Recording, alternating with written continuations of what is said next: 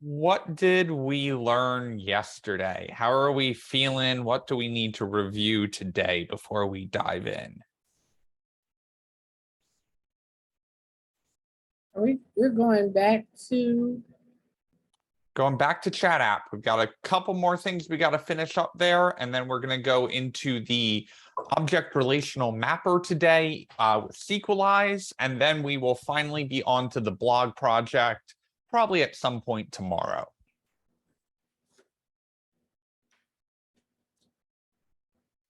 But how are we feeling about chat app?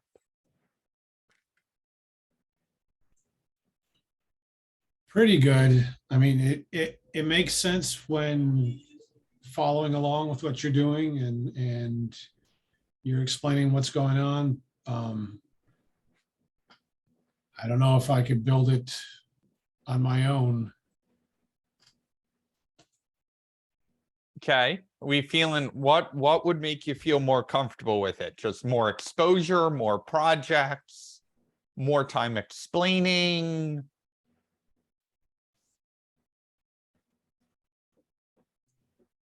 Anyone can answer that, not just Doug. We could do a couple more projects, I guess. Okay. Any other comments before we dive back in? Because I I think that agree. I know we got limited time, but I agree with Wayne. Repetition helps. Okay.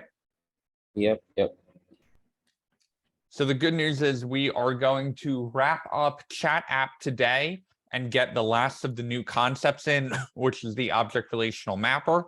And then we will dive into the new project tomorrow with the repetition and going through that. And even today, we will be using repetition on the new endpoints, making sure we're understanding, hey, how do we execute a SQL query? How do we get the results of the query? How do we send that back? What's that data flow looking like? And the good news is, even though it seems like a lot, once you understand kind of how the endpoint is working and how data is flowing between the front end and back end, all of a sudden it does get to be a little bit easier. So we will continue doing that. is there a like a free code camp exercise? Free Code Camp does have backend. I do not know, their backend content is not as well formed as their front end JavaScript or HTML is. Let me pull it up though and see what they have. So they have, if you go to the backend development and API certification and pop that open, they do have a breakdown of managing packages with NPM. We've used NPM now to install body parser and express and cores. So they do go into NPM basics, and they touch on package.json, which we've done a little bit with like adding the scripts, the NPM run start. We touched on that yesterday. They've got basic Node and Express in here. So we haven't gotten much into serving HTML files and stuff, but we have talked about the route parameter and the query parameter and, body parser for post requests. So you can get more practice in there. They use MongoDB and Mongoose.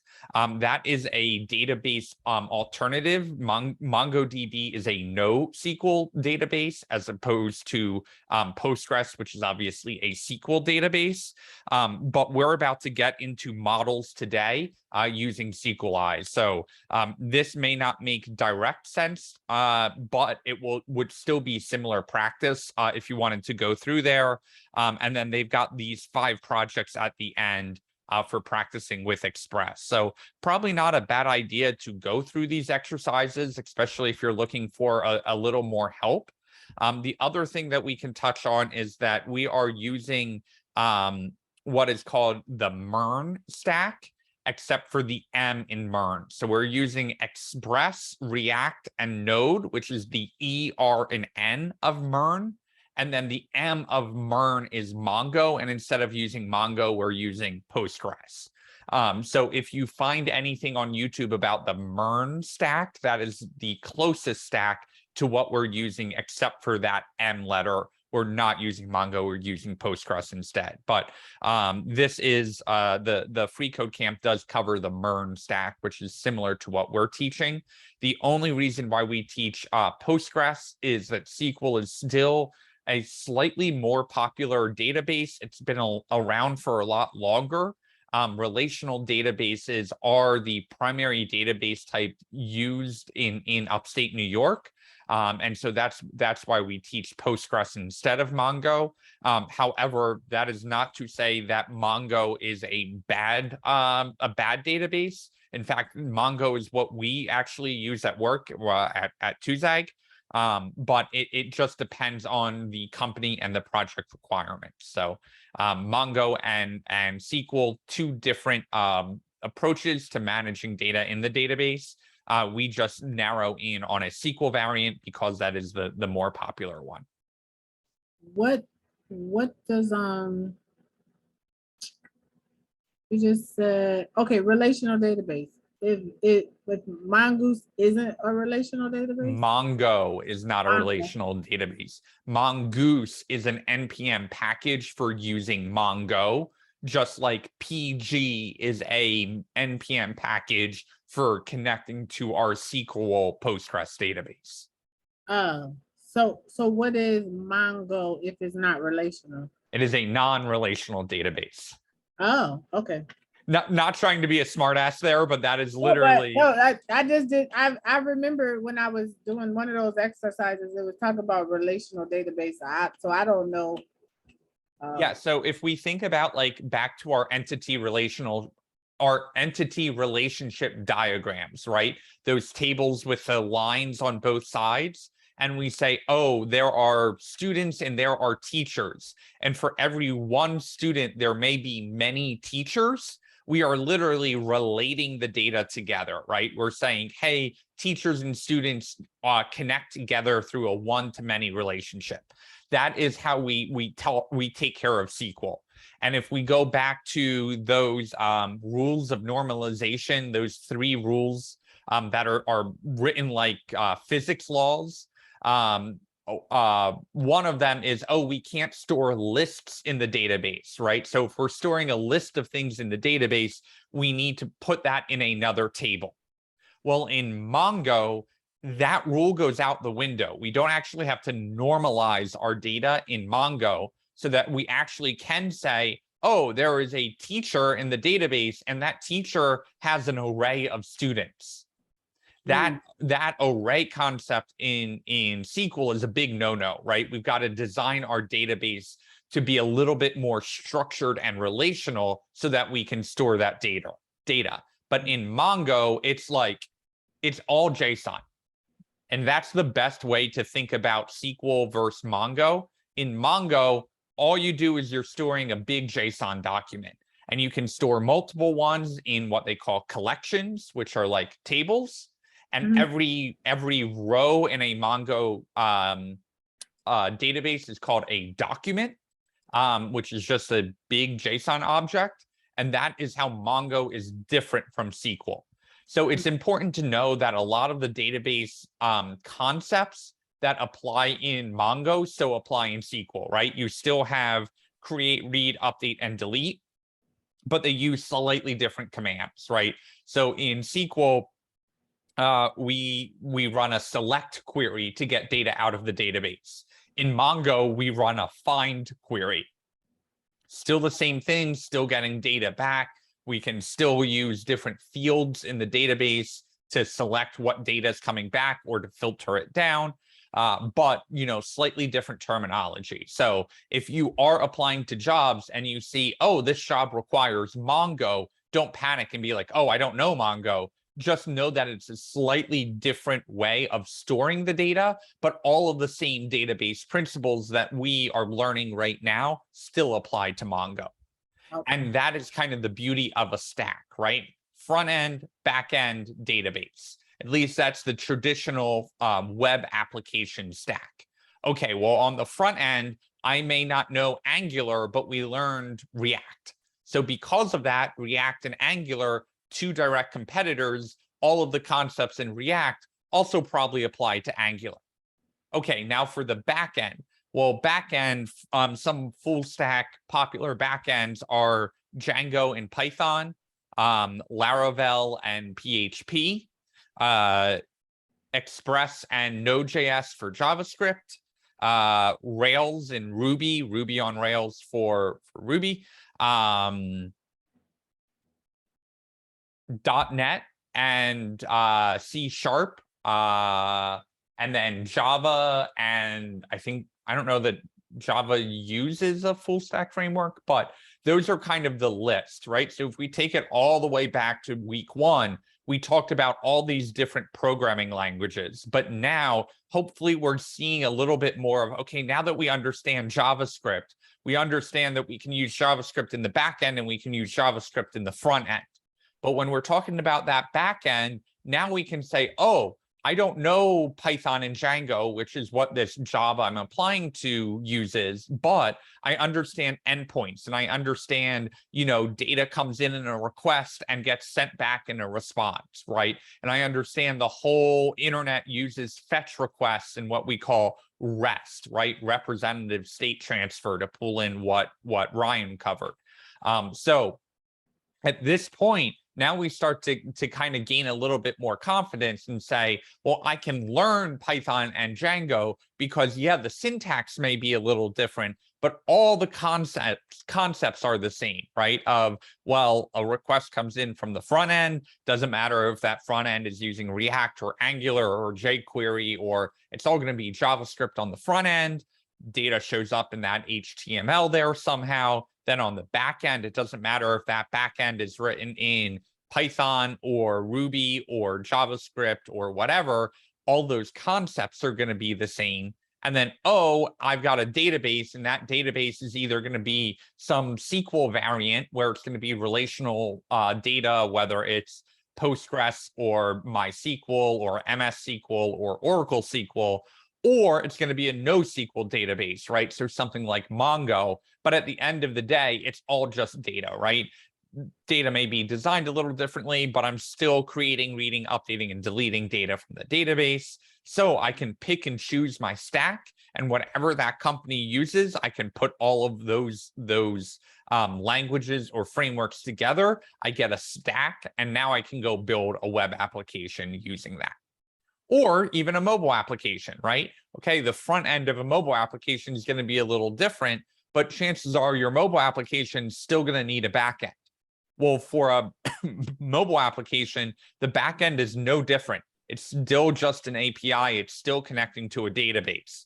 So you may say, oh, I don't have a front end on my web application, but I'm just going to swap out that front end for a mobile application. And now it's still going to use the same API. It still needs a database. It still needs all of that stuff.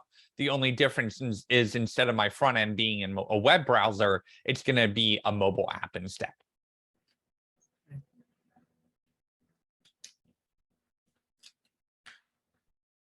Thank you. That was helpful. Good. I always like it when my spiels and tangents amount to something. They don't always. Do we have any other questions in general? We can take it all the way out to that super high level of the stack, or, okay, I did the whole backend thing, all the code's running, I'm all caught up. Anyone have a moment where like they feel like their light bulb should be on and it's not quite there yet? Do you really want to know that? Let me clarify that. Have a moment where they feel like the light bulb shouldn't be on, or it should be on, is not quite there yet, and can articulate the point where it's kind of flickering.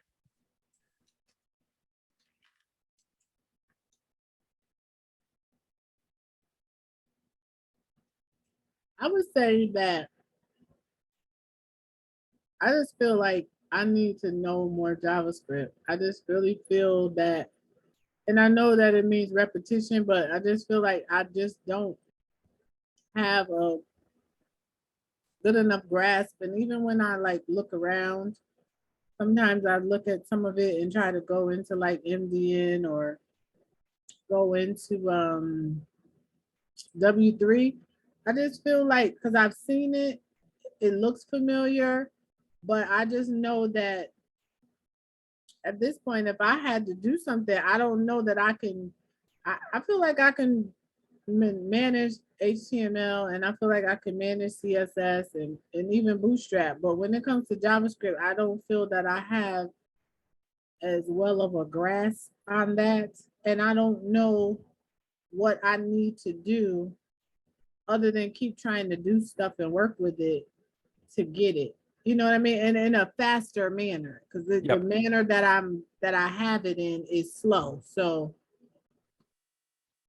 that's where I'm not getting a light bulb.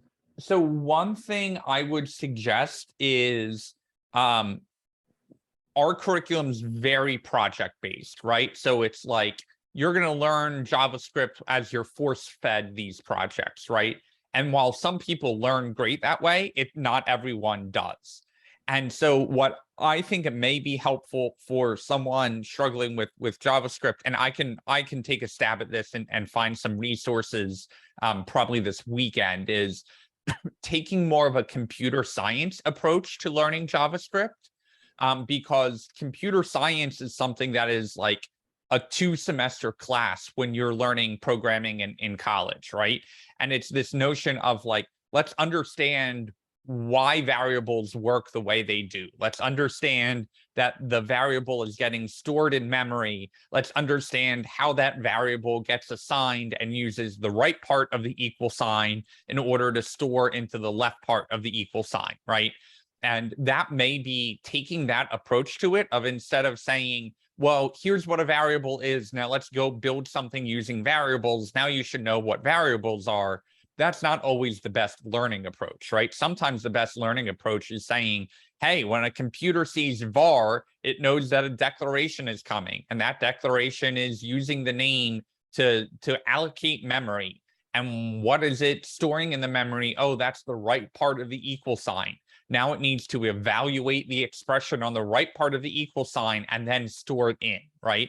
And sometimes breaking it down to the level of understanding what the computer is doing step by step is something that will help understand the syntax and the kind of the verbiage and the reserved words of JavaScript. So that may be something where, and Free Code Camp doesn't help a ton with that, because Free Code Camp is still covering all of those computer science fundamentals, but they're doing it with the hands-on learning, right? Of here, this is a variable, go use variables, go get the check marks. Okay, if you've gotten the check marks on variables, you must understand them. Moving on to the next exercise. And sometimes exercises just aren't the best way of learning it, right? So that may be something that I can dig into. I know we've touched on Eloquent JavaScript. Eloquent JavaScript is something that I hesitate to recommend to people, only because people either tend to love it or hate it. And that is something that, yeah, I hesitate to recommend it, but if you read Eloquent JavaScript and you like it and you are a book reader, Eloquent JavaScript can be great for you. And all the information is correct. I don't hesitate to recommend it because it's wrong. It's just not my personal style of learning. But Eloquent JavaScript is a good one. But I will also look into finding some additional resources because I know you're not the only one who has said, I see the JavaScript, I can read the JavaScript, I can almost keep up with the JavaScript when you write it in class, but I still don't feel like I know it. And so what I think would be the best step forward there is finding some additional kind of computer science oriented lessons on JavaScript, but let me see what I can dig up on that and go from there. So this is my last thing, I promise. So some of us have Coursera for free. I don't know who all does, but if there's something like that on Coursera, because that's the thing, Coursera has so much different things. I know Code Academy has so much. So my thing is that like, I want to make sure that I'm taking the right thing for the right reason. Because if you just like, I've watched so many YouTube videos and I feel like some of them I want my time back. And so I feel like I waste my time. So I want to kind of hone in on like specific, like, okay, let's do this.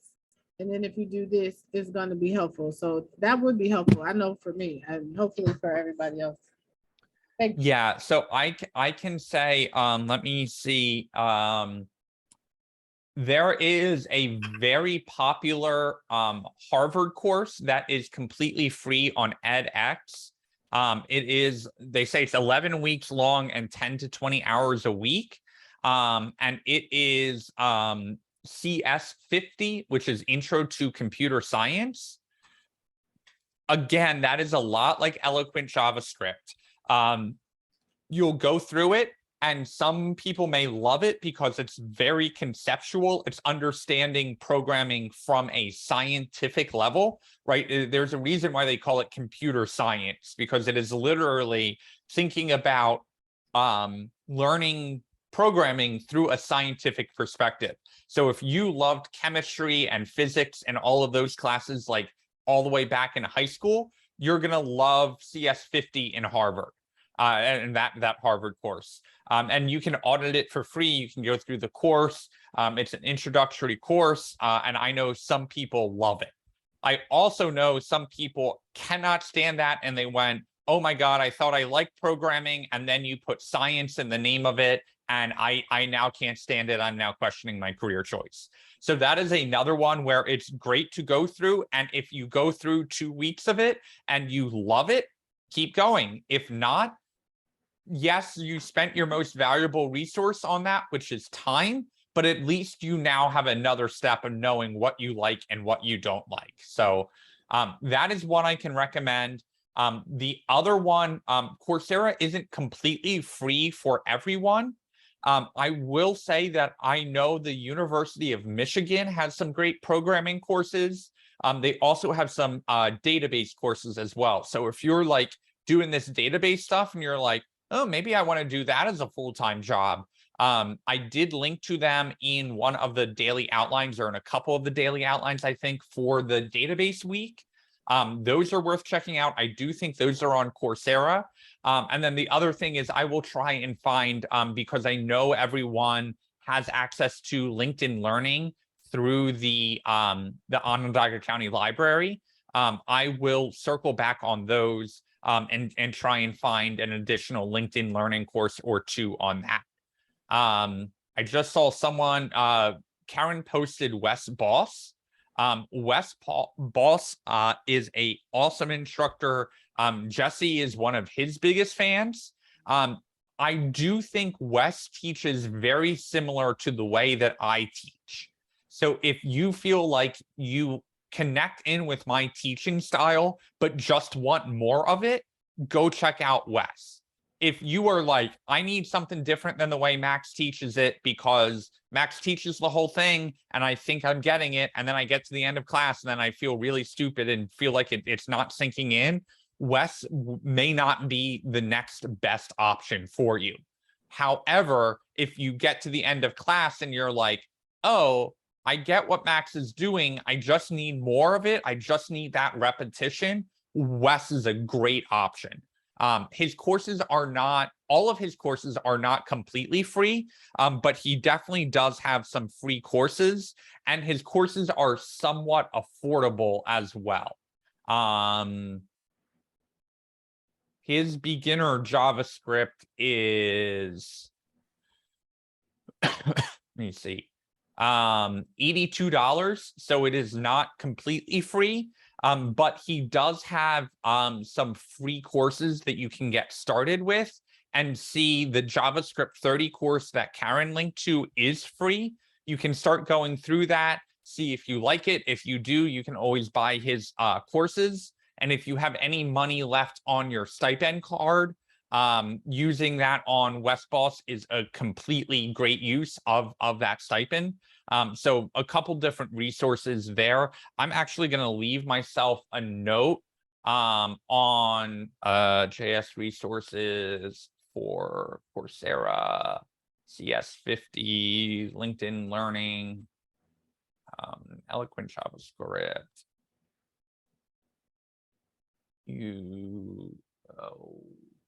Karen actually lent me a book that I want to make sure is on the list. Smarter way to learn JavaScript. And Westpulse. So I will get together some things on Coursera, CS50 through Harvard, Coursera, University of Michigan, LinkedIn Learning, Eloquent JavaScript,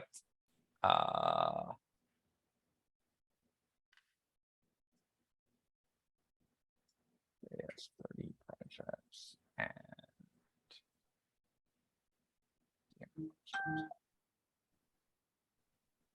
all right, let me get a document together on that with a couple recommendations and direct links, and I will send them over to you. Karen is throwing some great notes out in the chat for the JS30.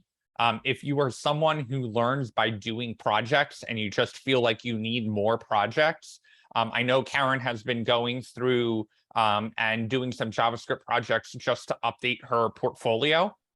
And you can either use the portfolio site that we already started on, or you can use a template or whatever. You can use GitHub to have your projects there. But I can tell you, as an employer, the first thing that I want to do is I want to see that what you've built, right? Because it's great to say, oh, I'm a full stack developer and you're applying to a full stack developer job, but I want to see that you've built something full stack.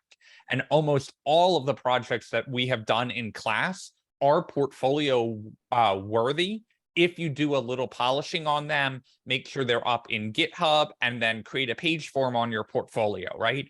That is the best way to prove to me that you know how to do this as a career, is that you've actually built something out of it.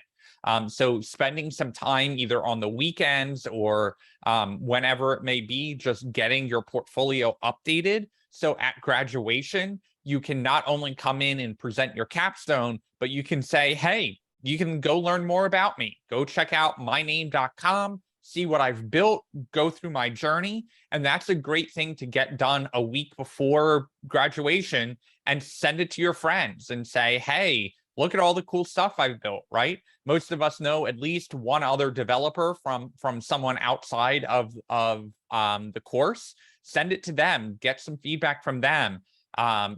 Just get that out there, because you need a public presence. And the best way that I try to think about that is, if I'm asking you to hire me as a web developer, I better have a decent website myself. And that is kind of how I justify spending time on my portfolio and building things out, so that I can say, when someone goes to hire me, I can say, hey, look, I've actually built this stuff.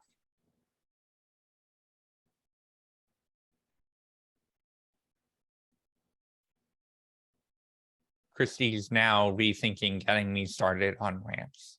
No, I'm enrolling in edX while you're talking. So I wrote down the other stuff you said. So yeah, I'm glad. Just be careful with the CS50, because that is like its own course. The time commitment on that can be another 10 hours a week to kind of keep up with it. It's less self-paced learning and more kind of like an actual course where you've got to keep up with it. So, you can definitely try it. And if it gets too much, you can always like re-enroll in it when you have the more time for it. But CS50 is kind of like the gold standard of computer science and, understanding the basics of it.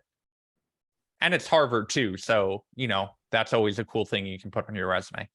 So look, I know, right? So I might need to upgrade and get the certificate. So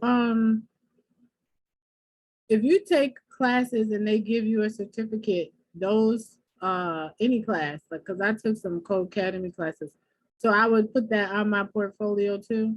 Portfolio and resume. Oh, because it lets you link it to your LinkedIn, so I didn't know if that. Yeah, I would put it anywhere that you can. So put it on your resume. If you've got more than one of them, having a little certifications portion of your resume is a great option. Also putting it either on your website or linking to your resume from your website is a really good option. I really push that because I have actually had, if you look at my website, I've got a link to my resume front and center. And when you click on it, it actually gives you two options. One of them is my like very pretty one that I've designed. And that has like a breakdown of all the languages I know, all the things that I've worked with in the past, and then my employment on the right and my education over on the left. But I have also had some employers say, oh my God, this is amazing. It's a beautiful resume. It stands out. All the themes are together. So you'll notice like all the backgrounds on my website line up with the designs on there. But I have also had employers say this, because these are all logos, we can't just import this into like our resume tracking system and scrape off what languages you know. So that is why I actually have a second version of my resume that's all text-based. And it just breaks it down in a slightly more easy way to read through it, get through the employment and education and all of that stuff here. Can you can you put the link of that in the chat? Yep, it is the same link that you book calendar things off of, except it just doesn't have /cal at the end. And I actually I say this somewhat ashamed, do not have a portfolio site on my resume. And part of that is because I think I would cry if I had any more work coming my way. But I really should have a portfolio link on here that is documenting not only what we cover at Careers in Code and what we've built, but also what I do at the other job, which is building conversational chatbots and content management system and that kind of stuff. Plus, it might be interesting for you guys also to get a little more background on what I've built. But in my copious amount of free time, I will get around to adding a portfolio section. That is a say it or do as I say, not as I do. Portfolio is important. You really need one to get a job. And then I don't have a portfolio on my website. Okay, any other random tangents you would like me to go down before we dive back into Express? Yes, I have a quick one. And I'm sorry. Go for it. How long, like, what was your process? I'm not sure, you probably told us this before and I just can't remember, but what was your process into getting into like software development? Yeah, great question. I'm happy to touch on it. So I took Intro to Computer Science my freshman year of high school. And before that, the only programming I had ever done was on my TI-83 calculator. I thought the programming language was so cool on that, how you could write a program literally using like your graphing calculator. So that was my very first programming language, obviously very limited, but I thought that was cool. So I took Intro to Computer Science. It was an AP course, and it taught all Java. And so that's how I got started. That was my first real programming language. And I got through all of that, almost failed out of the course the first semester. I was like, I'm not getting it. There are no light bulb moments. And I feel like the data is coming in and it's just not sinking in and I don't get it. And there was a moment at the beginning of the second semester where like everything just fell into place. Everything just clicked. Everything we had learned in the first semester, like I understood why we were telling the computer to do things, and the order that the computer was doing it finally made sense to me, but that order was not taught to me. Right? It was like the way the teacher was teaching it was teaching it from the front in, and I didn't get it that way. But as soon as I understood how the computer was doing it out, all of a sudden, like the light bulb moment went off and I'm like, oh my God, I might want to do this as a career. So I kind of pursued that on and off throughout high school. I took a community college course on how to make mobile applications. I took a database course, but I didn't have the connective tissue between it, right? So I kept on learning all these different concepts in programming, but I still felt like I couldn't build an entire product using it. I still felt like I was missing something. So I got to college, and I went to the iSchool at Syracuse University, but the iSchool focuses in on information management. Right, information studies is the name of the school, but IT and programming, not the same thing. There's a little overlap, but IT focuses on how do we manage computers, how do we set up servers for file sharing, how do we make sure the networks are working in an office, how do we basically make sure that the business has the technology that they need to run. It is not quite software development. And in fact, at Syracuse University, software development and computer science is a completely separate school. It's not even in the iSchool, it's in Link Engineering. So I got most of my degree done. I actually didn't finish all of my classes, so I don't have my degree. But I got to the point where I was going through my classes and I'm like, all right, I'm learning this stuff. It's kind of easy for me, but at the same time, I had that programming background that I had gone through in high school. And I was like, all right, I want to do more of this. And so I couldn't figure out how to I had learned SQL, I had connected to databases, I had done all of that. And I had built HTML websites and I had built mobile apps, but I couldn't figure out how do I use SQL in my front end. And no one told me what a backend was. No one told me that you needed a backend or an API to connect the database to the front end. And all of that traditional schooling, no one said, hey, here's how you actually build a full stack project. And so I taught myself PHP, which is a alternative to Node.js.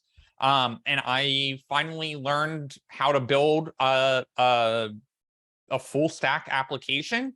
And then I kept on running into what we call pain points, right? One of them was I go into a lecture hall and they go to take attendance and there are 200 people in this classroom and they're literally passing around a clipboard to like write your name in to check in for attendance.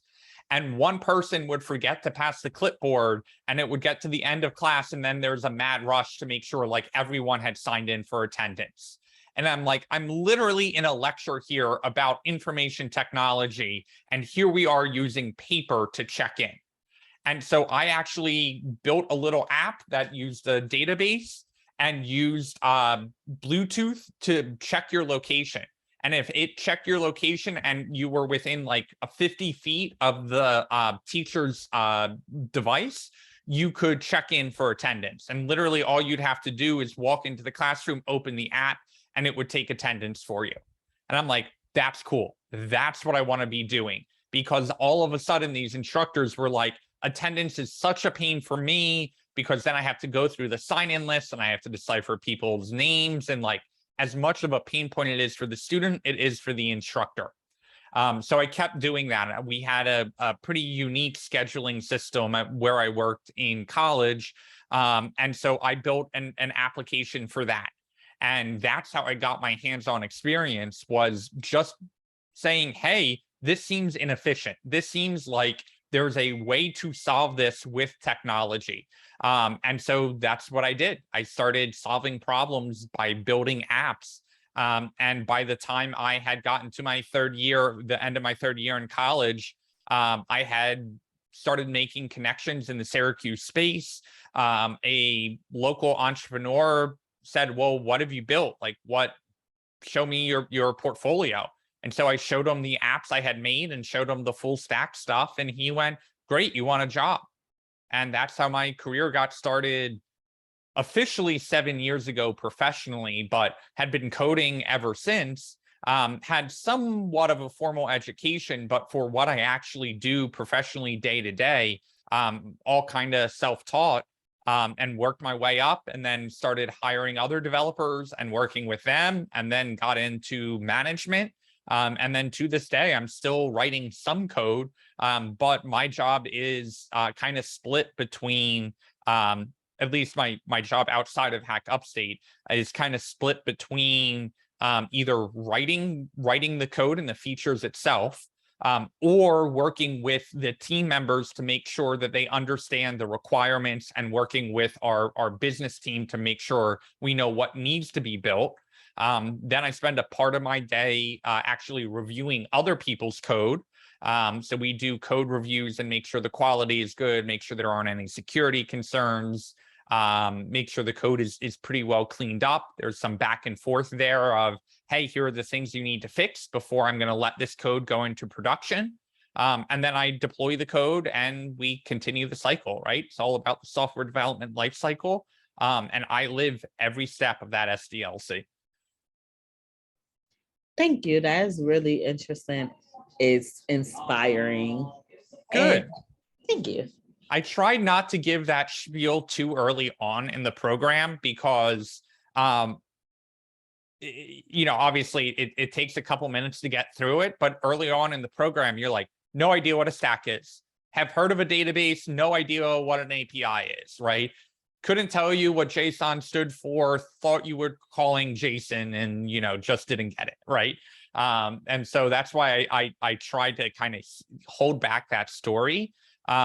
If you are interested in more, Karen actually was running a podcast called Salt City Code, which is on a little bit of a hiatus, but Karen actually interviewed me on that podcast. Karen, I don't know if you can find a link to the episode that I was on and drop it in chat. But if you are a podcast fan, shameless plug for not only my episode, but also Karen's podcast. Any other questions? You've got me on a rant mood. Happy to keep answering any others. I'm ready for class. I'm ready to get it over with. Just shut up, Max, and start teaching, right? No, I love hearing you talk, but I know I gotta get through this. All good, all good. All right, any other questions before we dive in?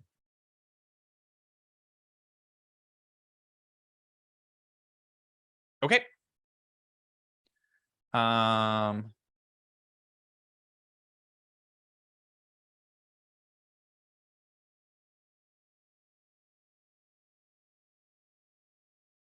So let me pull up. I am not sharing my screen. Now I am. I'm going to my desktop, my code, my week 17, my day 1. If you are caught up or if you would like to use your own code, you can right click on this and duplicate it and rename it to day 2. If you are not caught up and would like to use my code, I am going to send my code your way in 1 second. As soon as it is done duplicating, I will send you guys a zip and you can use my code as a starting point. You know what? There's a faster way of doing this.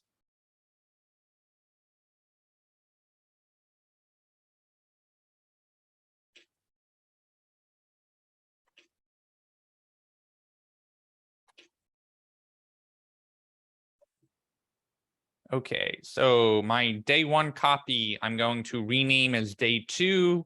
I'm going to compress it and send it to you guys in the live stream channel in Slack.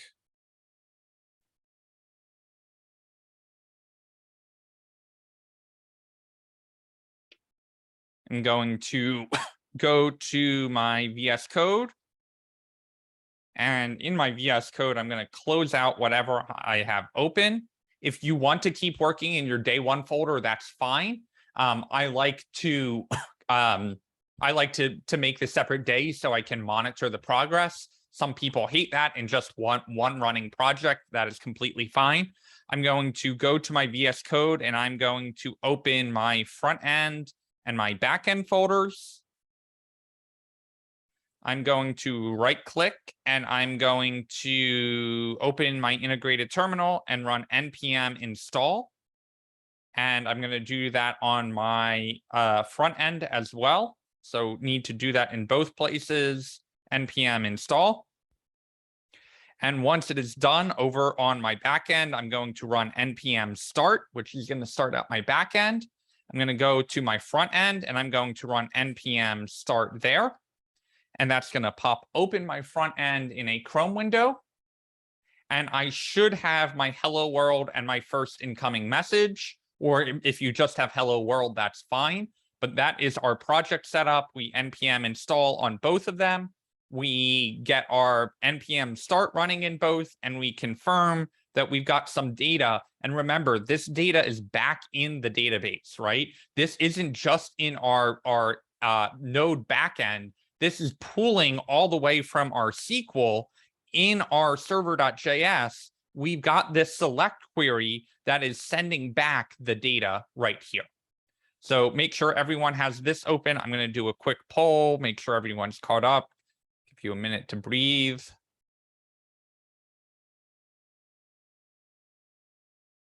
Max, don't kill me. Can you walk us, repeat your steps one more time for me? Yep. So if you are working off of your code from yesterday, in Finder in week 17, you can right click and duplicate this folder. If you would rather use my starting point as a code, you can download that zip file, move it into week 17 and double click on it to extract it. And that will give you the day 2 folder. Once you're in day 2, you're going to drag the front end and the back end to VS Code. That will open the folders for you. Or of course, you can always go to File, Open Folder, go down to your week 17 and your day 2 and open the backend folder, then go File, New Window, and open your front end folder. Get them situated on your screen however you would like. Then you are going to right click, open in integrated terminal. You are going to run npm I or npm install, same thing, and hit enter. And do that in your backend over here, npm install. Once you have installed everything, you can run npm start on your backend, then switch over to your front end and also run npm start. That is going to start up the front end, and you should be able to see your messages here. And I will also do a live share.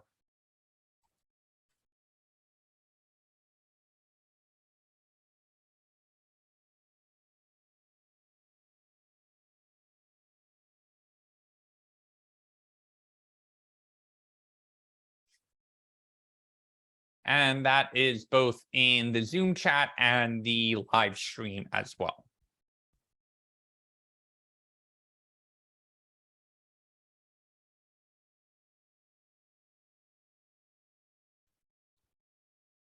And hopefully you're getting to the point where this is feeling a little bit more comfortable, at least to the point of saying, hey, I've got my front end folders, I got my back end folders. For the front end, I got to go install things and start the server.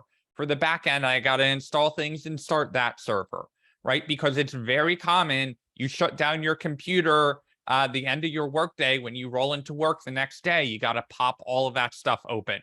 No, you don't have to duplicate the whole project and put it in another folder, but this is a very common workflow. So while it feels like a pain, getting all of that set up, getting it running, getting your windows situated, all part of the day-to-day life of a programmer.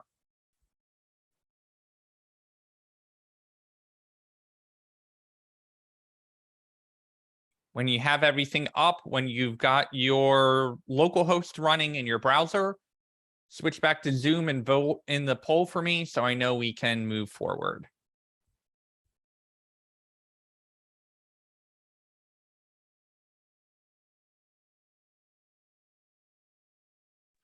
I know you explained this like twice, but I had to step away for a quick second. But I can just take the one because I was trying to duplicate mine from yesterday. I can take yours and just pop it open, right? Yep, I sent the zip. Just move the zip into the week 17 folder, and then double click on the zip to open it, and you can use that as a starting point. Thank you. And then still go through all the other steps of, opening both of those folders in 2 separate windows in VS Code and npm install and npm start.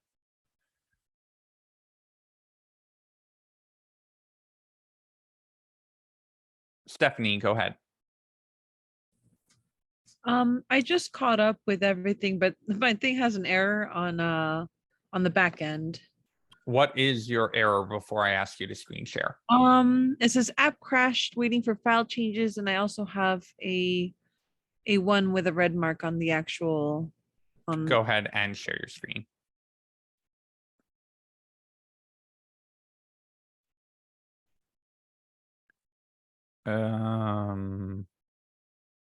Scroll up a little bit.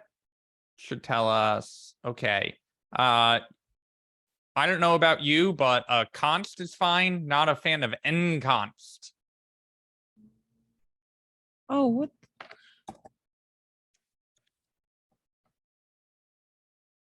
Does it run automatically again, or do I have to do the npm? You're good to go. Oh. Oh, okay. Thank you. You literally must have like hit Command N to open a new window and missed the command key or something. Panic typing. Sorry, Max, but I had that same error and I used your code, which is weird. Ew. What was the next? I don't know how, because I just opened my code and it's not there. Okay, I'm gonna exit it out and then just try to drop it back and see what happens. And I am making sure that I'm correct. It's npm run start. npm run start on both the front end and the back end. If for whatever reason you are using my code and there is an N in as the literally the first letter in the server.js file, just delete it. The letter N, not the whole first line. Okay, I'm gonna restart and try again. And if anyone's stuck, you know, feel free to screen share. Got 7 votes in, going for 10-ish. If you were able to get it working, go back to Zoom. Make sure you can get to the poll and vote for me.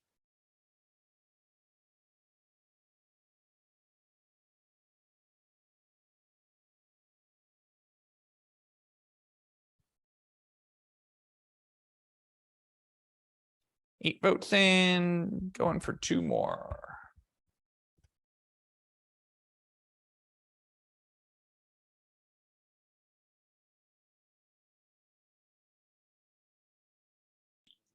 All right, I'm sharing my screen. Sorry. Go for it.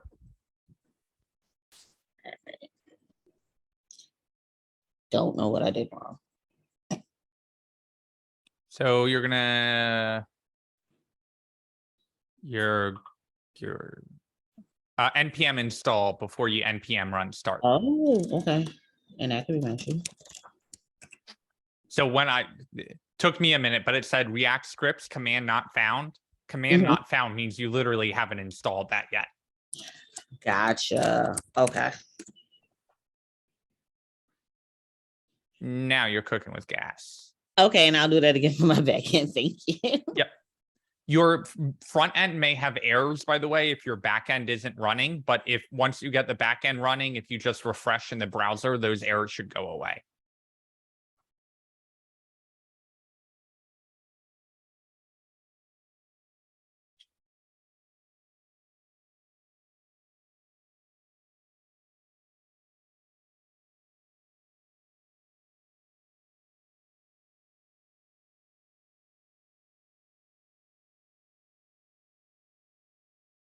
And Scotty, don't forget to npm install before you npm start on the back end.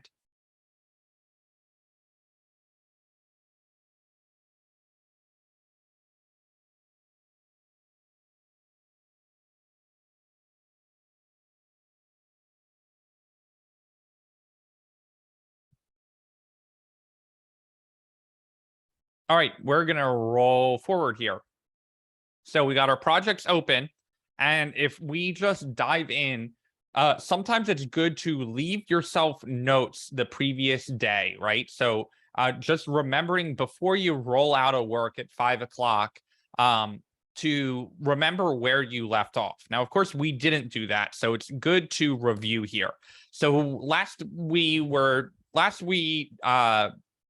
second half of class last night, we installed PG, we like connected into the database, and we had this select working. Screen, Max.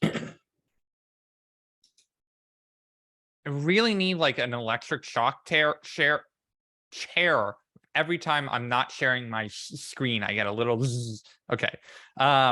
So we installed PG. We used the client, the database client, to connect into the database. We ran the connect command, and then we had this DB query, right? Of just saying, hey, is some information flowing between our backend, our API, and our backend of the database? So we ran the select, we got some console log results out. But now when we were in Beekeeper Studio, and if we connect to the default database and switch it over to the chat app, we had our messages table here, right? And we had some data in here, and we had our queries going on as well, right? We wrote some queries to create the table. First, we had to create the database. Then we created a messages table. Then we inserted a message. Then we selected the data. But all the data is still in the database. That's not going anywhere yet. So what we did, we got PG, we connected to the database, and then we said, hey, when the front end asks for the messages via a fetch request, go select them from the database, take that SQL result, and send back the rows in the result as the messages. So now on the front end, when we get the messages from the API, we still go to our messages, we pull the JSON out from the response, and then we take the messages that line up right here, and now we know, oh, those messages are coming from the rows in the SQL database. So if we come over here, we've got our data.messages, we set that into the state. Okay, that's where we left off. But if I go to my browser and I type in another message and I hit send, boo. Well, what happened? Where did all my messages go? This not only didn't show the message, it just like broke horribly. It erased all of my messages.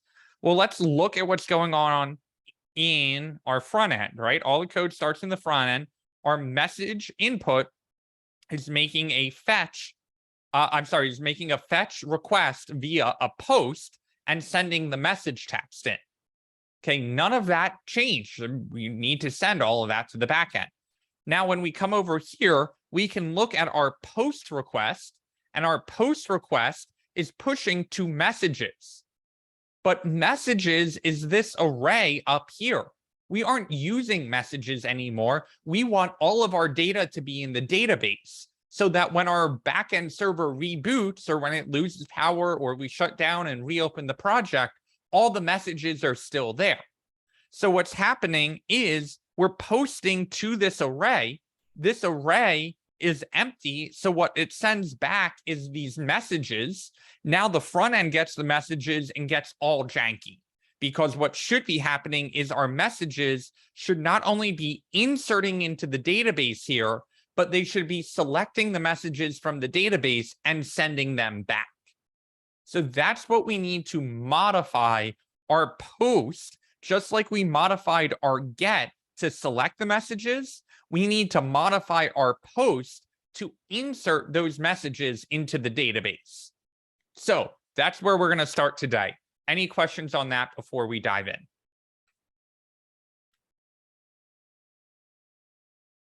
Okay, so I just want to say that I understood that. good.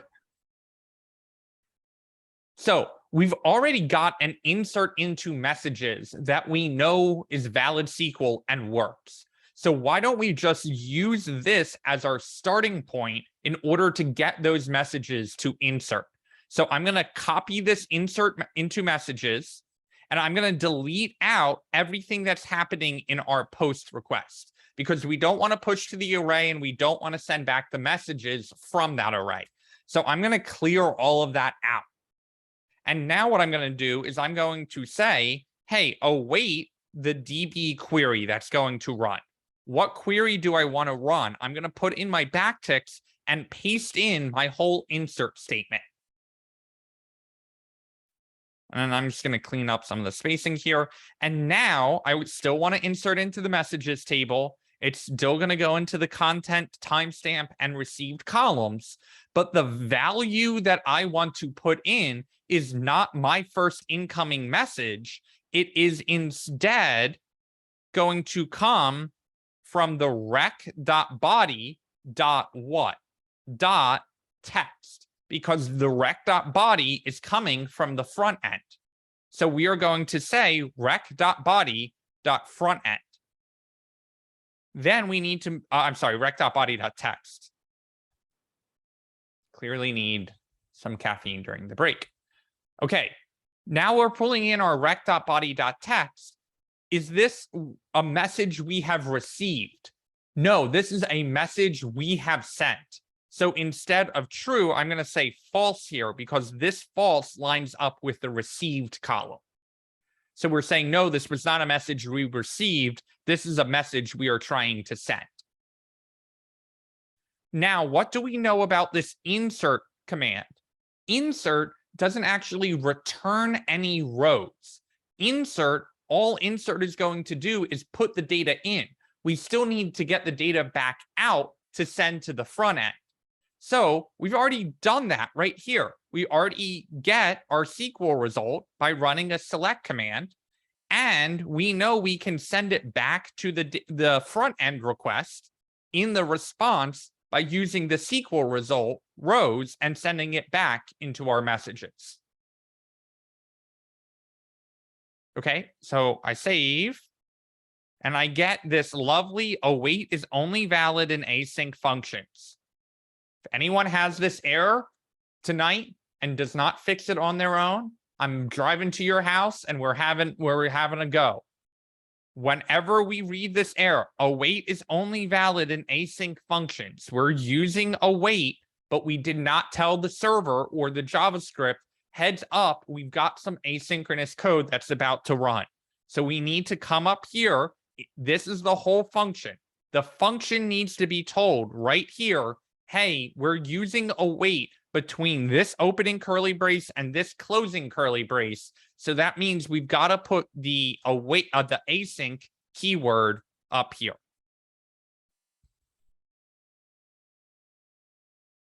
Okay, so we put async up there. When I save and go back down, I get my API running time to party again. So I'm going to come over here. I'm going to refresh. I get my hello world, my first incoming message. I'm going to try and send a third message, and I hit send, and I get a third message.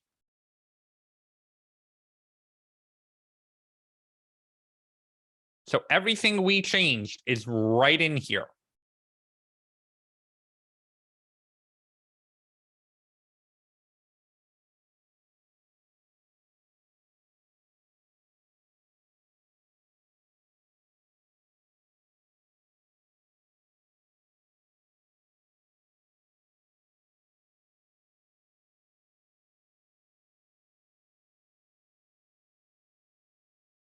If you're going along for the ride, and not following along, hopefully you've got a notebook next to you.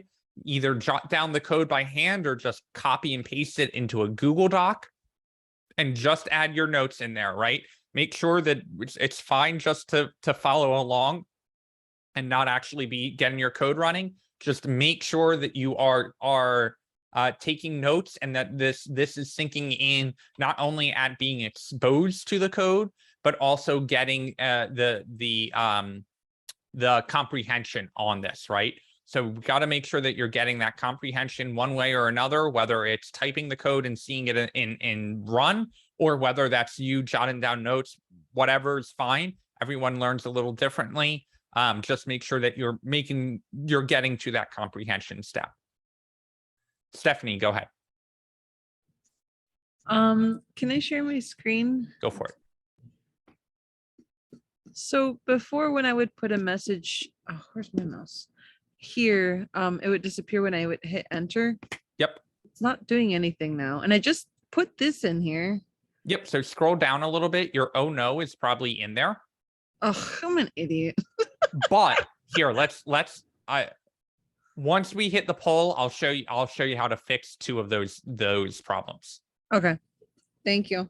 Yep.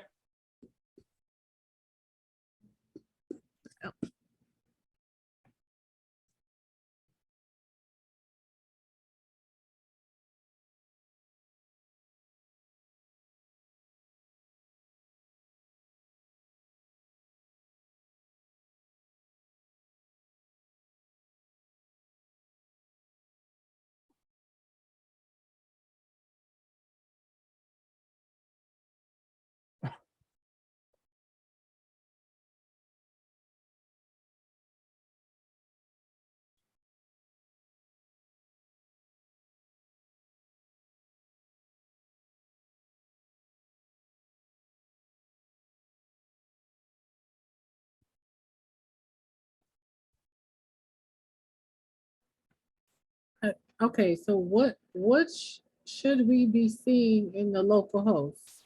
If you refresh your local host, come down here and send a message and hit send, it should appear up here. And if it doesn't, try scrolling Okay. down and making sure you're all the way at the bottom of that page. You said it should appear up here, up where? Up, Whatever up, you just right showed her, there. you're not sharing your Oh. screen. You should Oh. be able to type in a message, hit the send button, scroll down to the middle, scroll down to the end of the page and see if it shows up.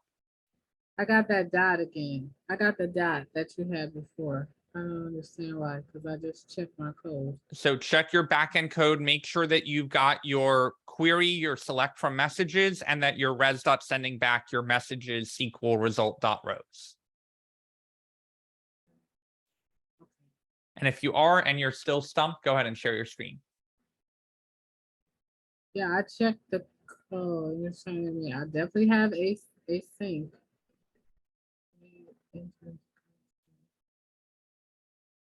Okay, I'm gonna share.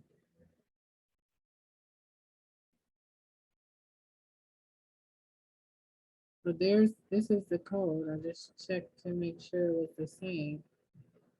Yep, you're good there. I don't see any errors. So refresh first of all.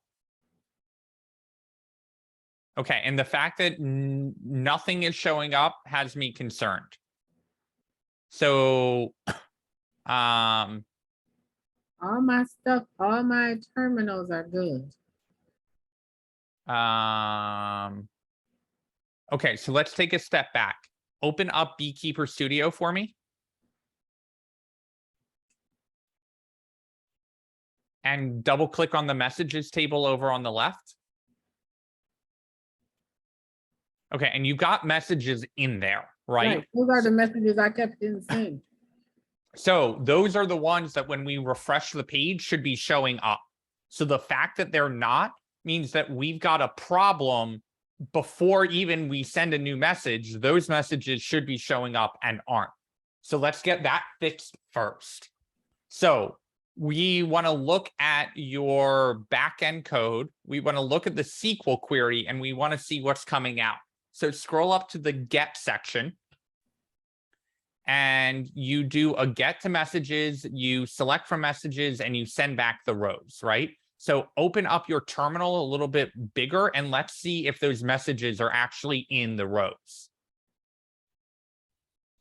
That's the live share workspace that you're looking at. That's my code, not your code. Oh, okay.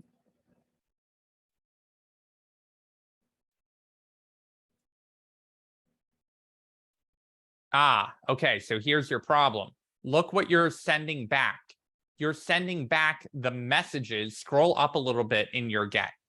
Thank you, Karen, by the way. I would have been there for a while. Scroll up in your code to where the get endpoint is. You're doing all of this work to query the database and get the result, and you log out the result, and then you say, screw the result, I'm sending back messages, which is the array up from line, keep going up. From 14. So you're saying, I don't care about any of this result stuff. What I'm sending back is the messages from the array.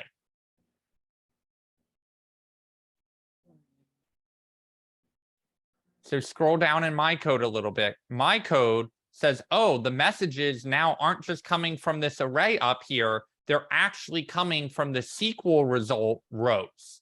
Oh, I didn't put this number. Wait, I have that. Don't I? Not on 26. Oh, I thought okay, yeah. I thought I did this.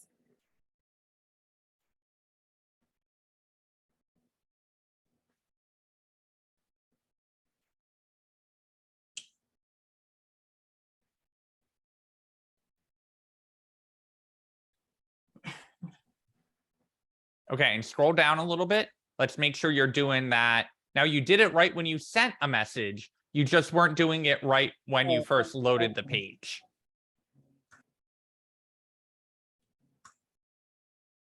Okay, so switch back to your front end and just in the browser.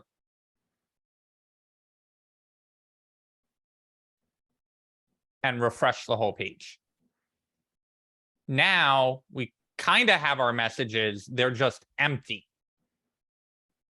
So the problem is that the database is storing them in a column called content, but your front end isn't looking in the content, it's looking at a property called .text. So we moved it from content into something called text. So you got to go to your front end code and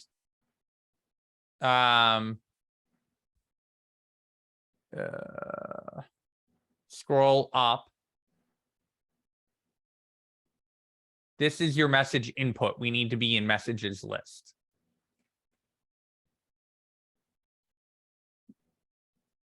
Okay, so here, this should say message.content.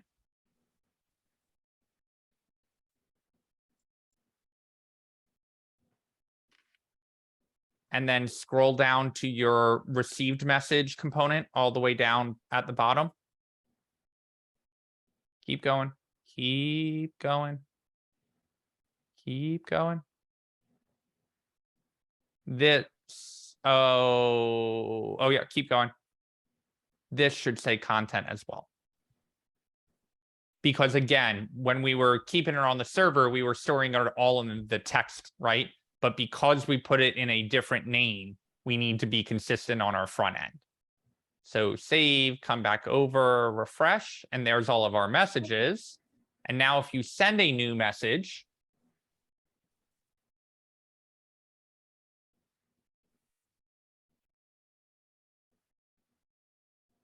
and scroll down all the way to the bottom, hey, hey, hey. What do you say? Thank you.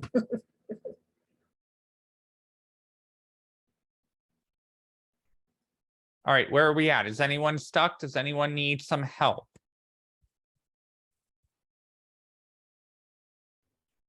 Me, but I want to. Yeah, I guess me. Go ahead, share your screen.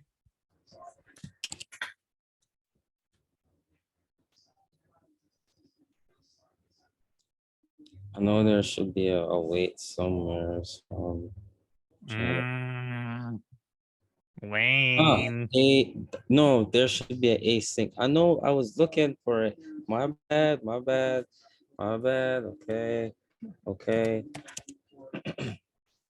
My bad. Let's see. Scroll down to the bottom of your terminal. So now you got a missing argument after list.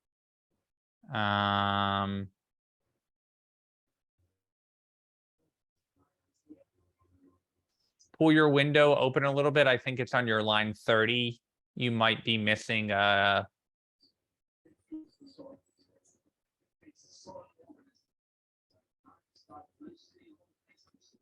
so right in, oh, I'm not an annotate. Right in here, that should be a regular single quote, not a backtick. And same for right there. And save. There we go. You're good to go. Thank you. Other questions?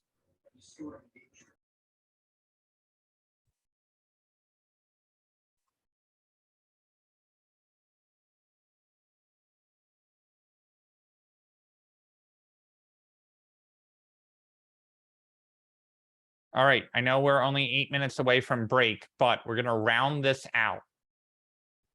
So what we're gonna do is we've got our edit button and our delete button.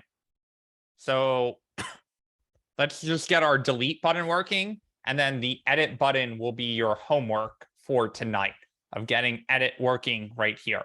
But we're gonna get delete working. So it says, are you sure you want to delete this message? And nothing happens.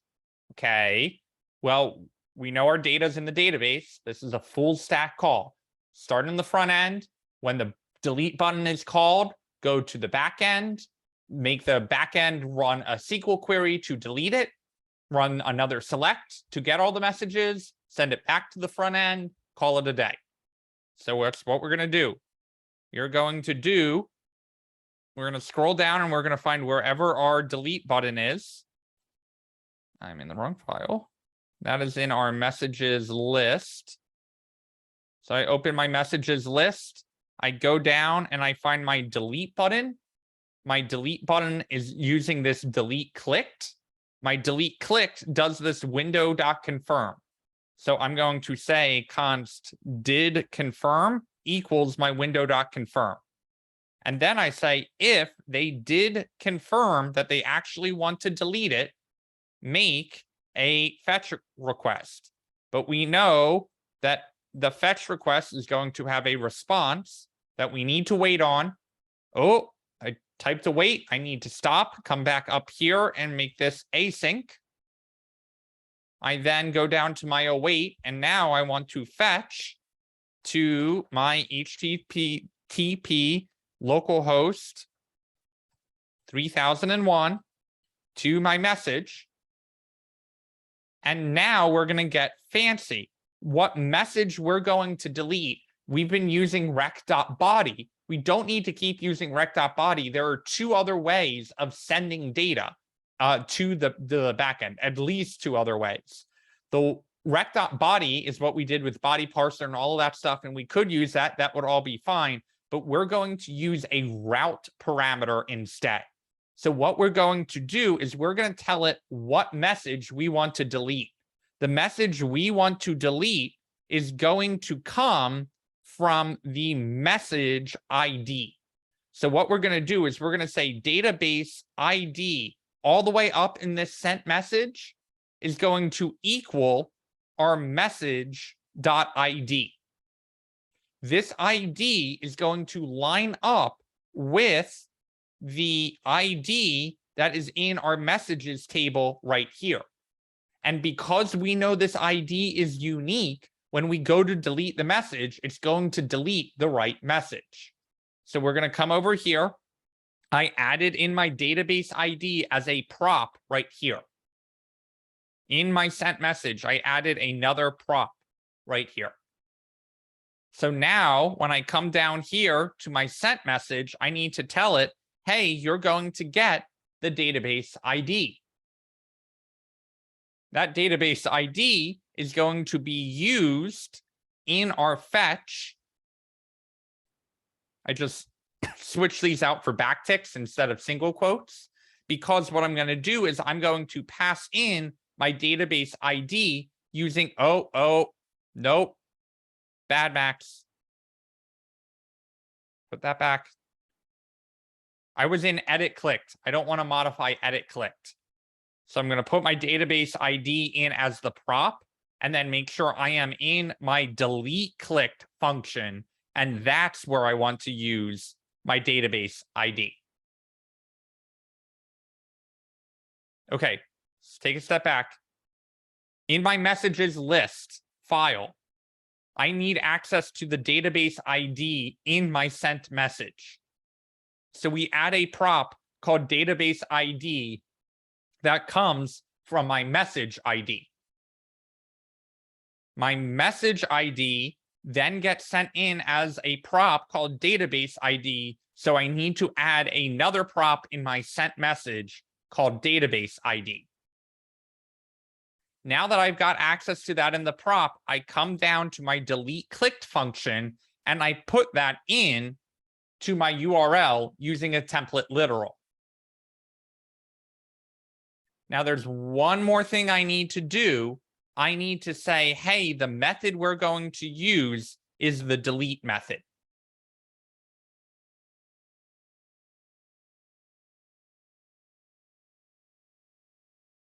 Then I'm going to take this const data and set messages and just drop it right in from my edit. We're still going to do the same thing. We still get the JSON that parses out the data. We get the messages from the response and we set it in.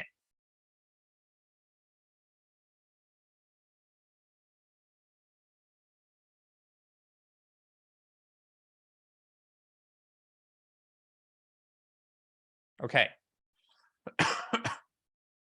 Again, one final time, all the things that we modified here. In messages list, we added a database ID prop on our sent message component. We then told our sent message, hey, you're going to get a database ID.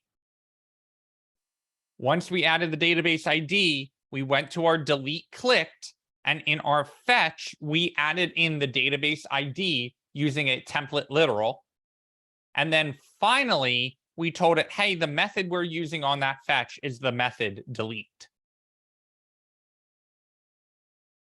So I save, I come over here to my browser, I click delete and I hit OK. Nothing happens. I go to my inspect and look in my console and I get a 404 not found. Well, of course it's not found. In my backend, I haven't created that delete method. So what I need to do is say, server, you're going to get a delete call, not only to a message, but to something that includes a database ID. And this colon here is saying you're not actually going to get the word database ID in there. Whatever is in here is actually going to be a parameter that we want to use. So we're going to get our async rec and res. We are still going to do our SQL result and sending back all of the messages. But now we're going to do one last step. We're going to say await our DB query that is going to delete from messages where the ID of the message equals our rec.query rec.params.database ID.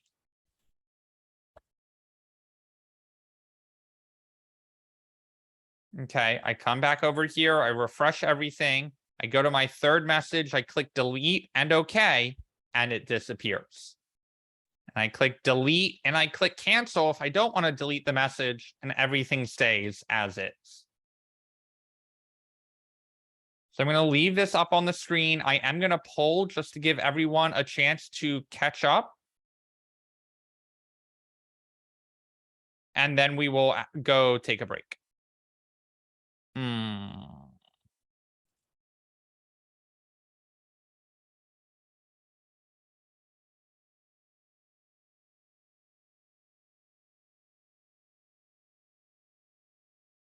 Relaunching the poll, giving everyone a minute, and then we will take a break and go past 7. We will make sure we get a full 20-minute break in. When we come back, I will trace through all of this code. So if you're not getting it yet, that's okay. If there is a specific part of it that you're not getting, let me know and I can answer that now.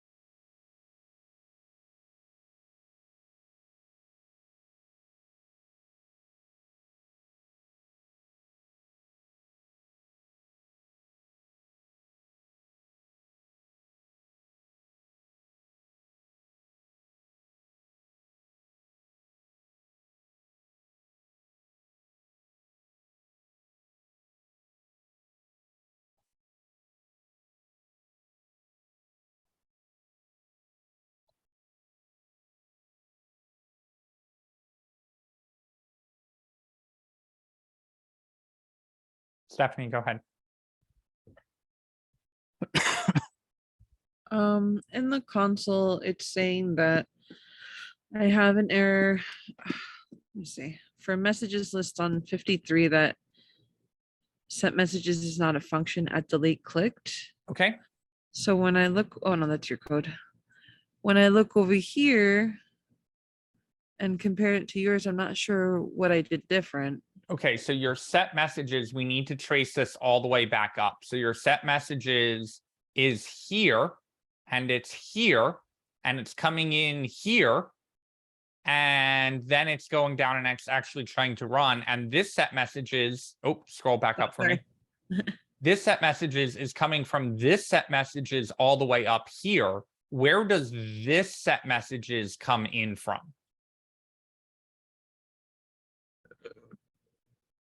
What's the only thing higher than messages list?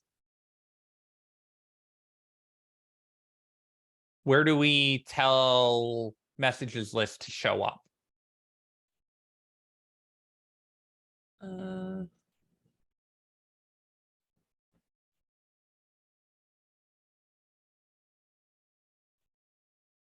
I'm not sure. Oh, hey, look, there's our messages list. And what we do is we pass set messages into message input, but where do we not pass set messages in?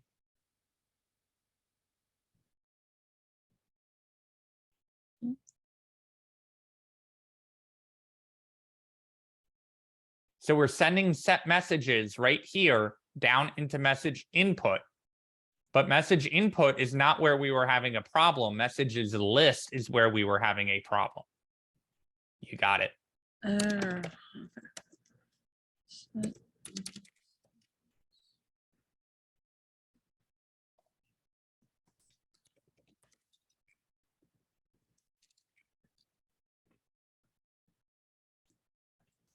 There you go. Save, go back to your browser, refresh.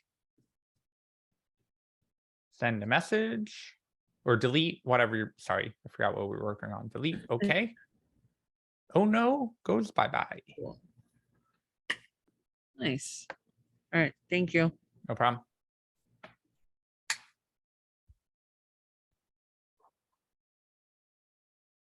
You want to check mine? Go for it. Yeah. Something ain't right. Wayne, Hmm. go back to the error. What does the error say? It says await. Uh-huh. On 48.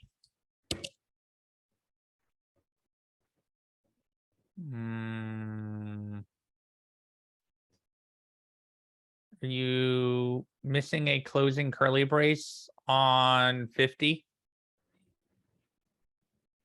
Yep, you are. You didn't finish your scroll back over. This closing curly brace right here is missing from right here.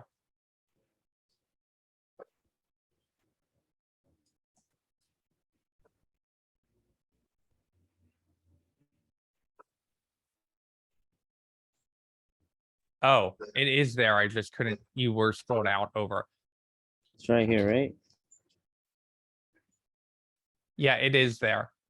So save because, and I don't know, where did your terminal go? That would be helpful to be able to see. Try go.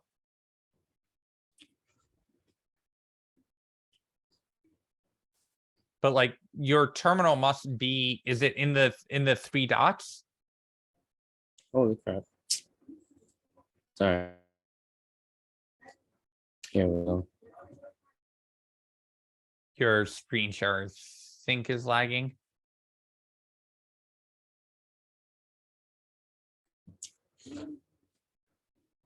Okay, and then go to node. What? What the hell? What's going on? Jesus Christ. There we go. Okay. Parsing error on 48. So you must have something missing. Drag your window out so we can see the whole line of 48.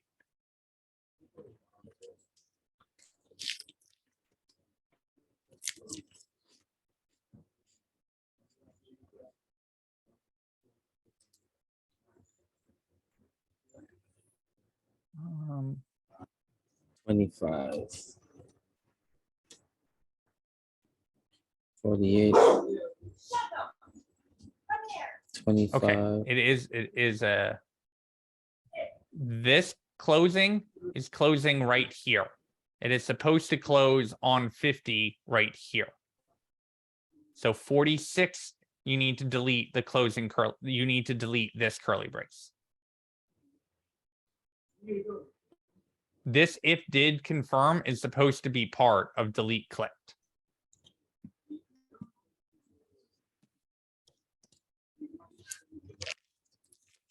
Okay, save, and then scroll down in your terminal and see if that clears it.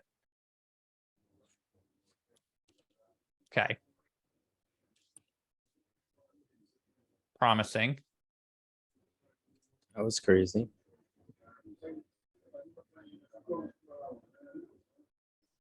Where is the, did it close? No, it's there. Just refresh. Go to your browser. Refresh. And then try and delete hello world.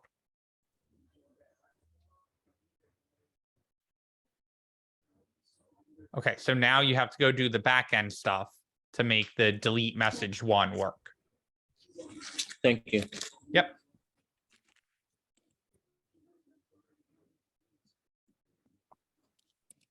Any other questions before we go on break?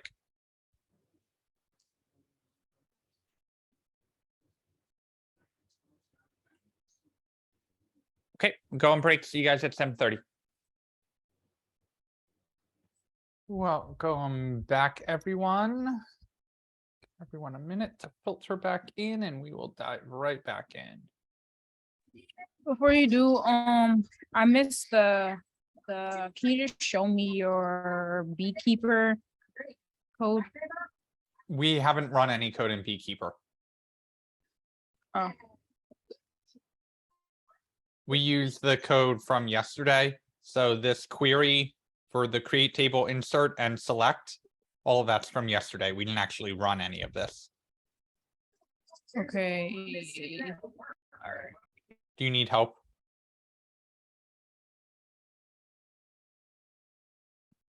I think I just double click on the database, right? Yep.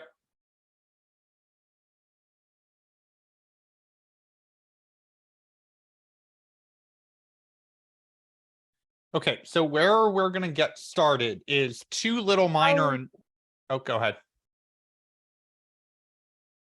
How do I get out of the other database that I have, the teachers one?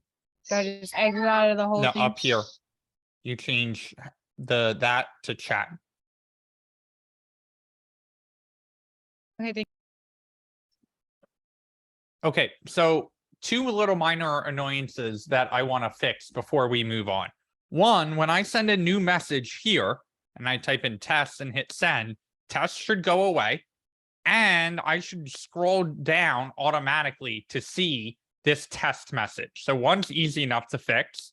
What we do is we go to our message input and we say, hey, after you've done everything and set the new messages in and do all the form submitted stuff, just set my message text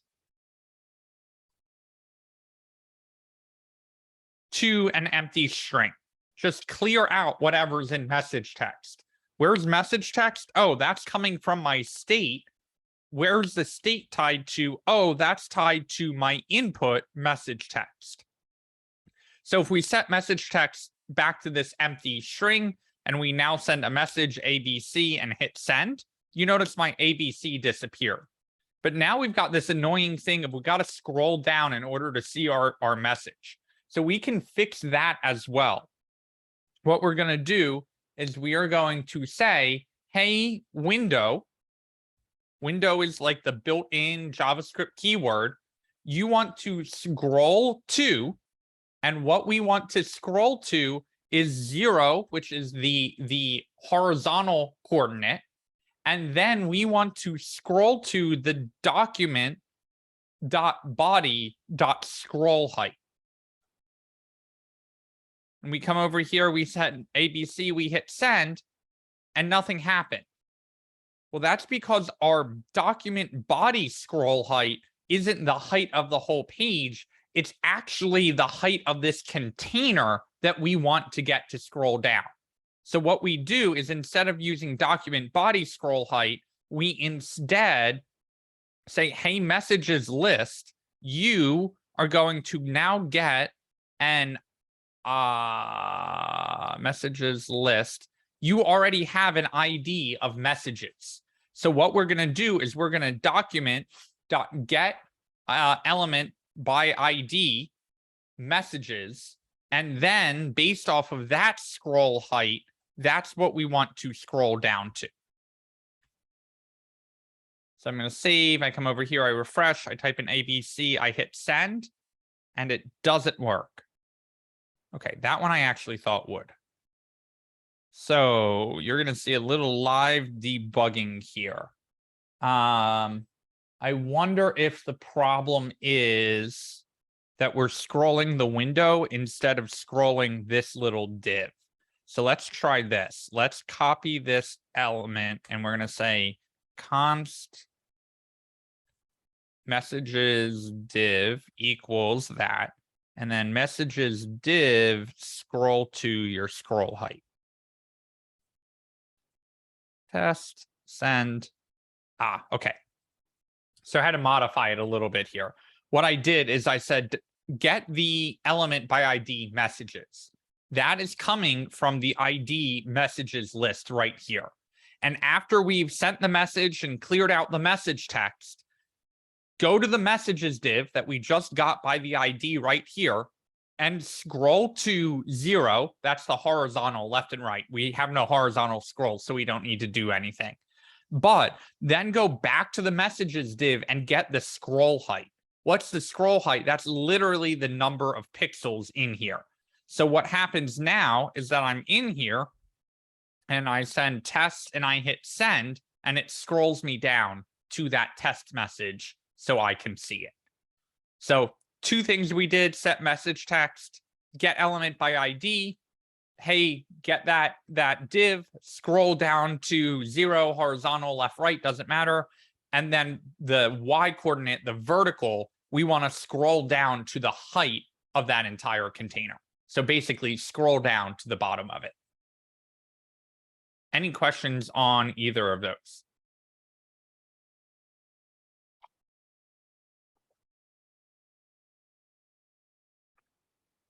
Okay. So we're going to move on to our object relational mapper called Sqlize. But first, we need to touch on Sql Injection. So we know that whatever we type in this message text here comes eventually to our backend and gets inserted into this insert into messages, right? And whatever we type in here, ABC or whatever, shows up as this rec.body.text. And we can prove all of this because if we copy this and just do a console.log here and drop in our query, what happens is when we say my new text and hit send, we come over here and we see what that query is, right? Insert into messages, content timestamp received. Then we see my new text come in from the front end. Then now the false, we get our query. We also know based off of Beekeeper that we can comment out our code using 2 dashes, right? So in JavaScript, we've got our // as our comment. In CSS, we've got HTML, we've got our arrow, exclamation mark, /, that's our comment there. Every language has a different syntax comment. So we can use 2 dashes here, and that is going to comment out that line. So if we run this whole thing, it's going to ignore everything here because it's commented it out. Okay, well, what happens if we combine that knowledge? We know the -- anything after that SQL is going to ignore. And we also know that if we insert the wrong thing in here, we could actually make 2 SQL commands run without us knowing it. So over here, we only want the user to be able to send a new message. We don't want the user to be able to affect the messages that were received or be able to edit them or anything like that. But what happens if we're in here and we say, oh, the message that we would like to send is end of message, and we use this syntax going on down here to say, oh, we're done inserting that message. I would also like to run another SQL query where we drop the table messages. And when I'm done dropping that table messages, that is going to get inserted into here.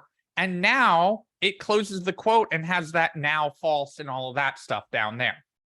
Well, if we run this as is, it's going to be like, oh, you sent a message called drop tables. But if we put that dash dash in there and hit send,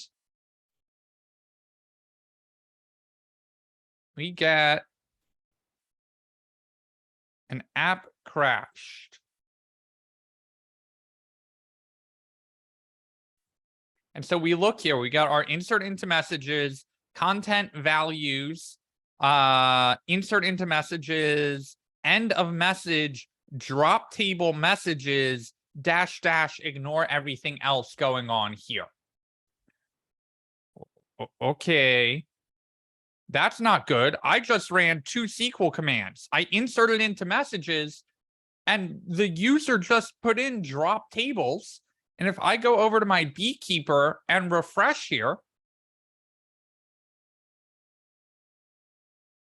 that did not do what I expected it to do.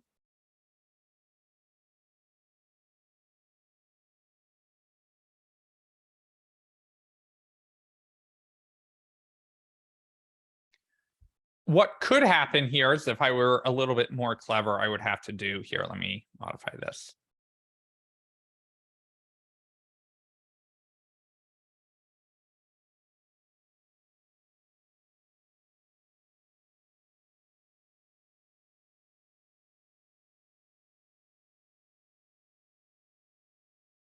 Modify my example a little bit.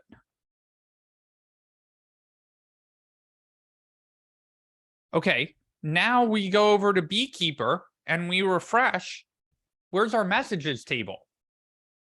Our messages table is gone because what happened is our user got clever here and decided to put this semicolon in and tell the database to actually drop the messages table. So the user, doesn't matter how many messages are in here, when we refresh this, our entire app is now broken because the user found a way to inject another SQL command into the message that just deleted our entire table from the database. Does that concept make sense? And this concept is called Sql Injection. It is basically saying to the end user, if they get clever about what they are telling the database to insert, they can tell the database to also go run another command that we may not want them to be able to run, like drop table. And now the user, who should never be able to delete an entire table from the database, just found a way in our little messaging app to get the table to delete. That's a major problem, and one that we need to solve for by basically saying to the database, hey, the type of data going into this should never be another SQL command. So if there are 2 commands that are getting executed here, that's a problem. We don't actually want 2 commands to be run, like what happened right here, where we said, hey, do this insert, and the SQL database thought end of message was the end of the message, and then it ran drop table messages, and then it ignored everything else going on here because it was commented out. Give me some feedback here. Do we understand what's happening and what the problem is? How would someone know to do that? Or are you just giving us an example? I'm giving you an example, but there are only two kinds of databases and one. Whoa. Okay, apparently I'm invisible now.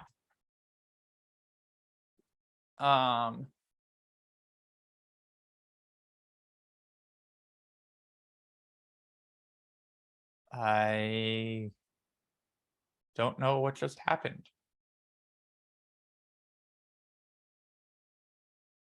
Okay.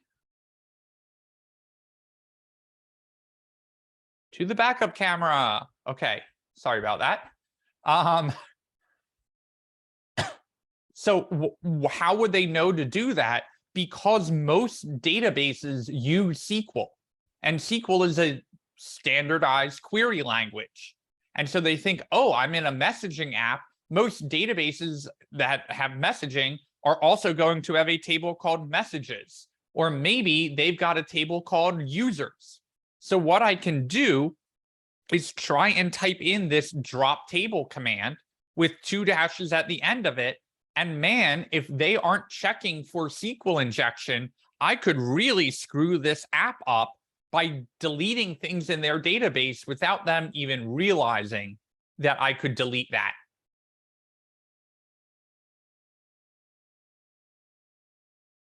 So that is one of the reasons why we use an ORM, or an object relational mapper, because Sqlize, the one we are about to use, protects us from an attack like this happening. This is just an example. You don't have to follow along. You don't have to get it to run. But just knowing, because a interview question that you may be asked as a full stack developer is, when using a SQL database, what are some security concerns that you should be aware of? And one of those security concerns is we shouldn't blindly execute commands that the user tells us, because us being our naive little developers here thought, oh, we'll just run this insert command and it will insert into the database and we're fine. What we don't think about is, well, what happens if the user knows we are using SQL and tries to execute a second command, like a drop table command, that we didn't mean to let them run? And because we just said, take whatever they type in the front end and run that command, run that text, what could end up happening there is that the user could pass in a SQL command and run it without us even knowing that they could.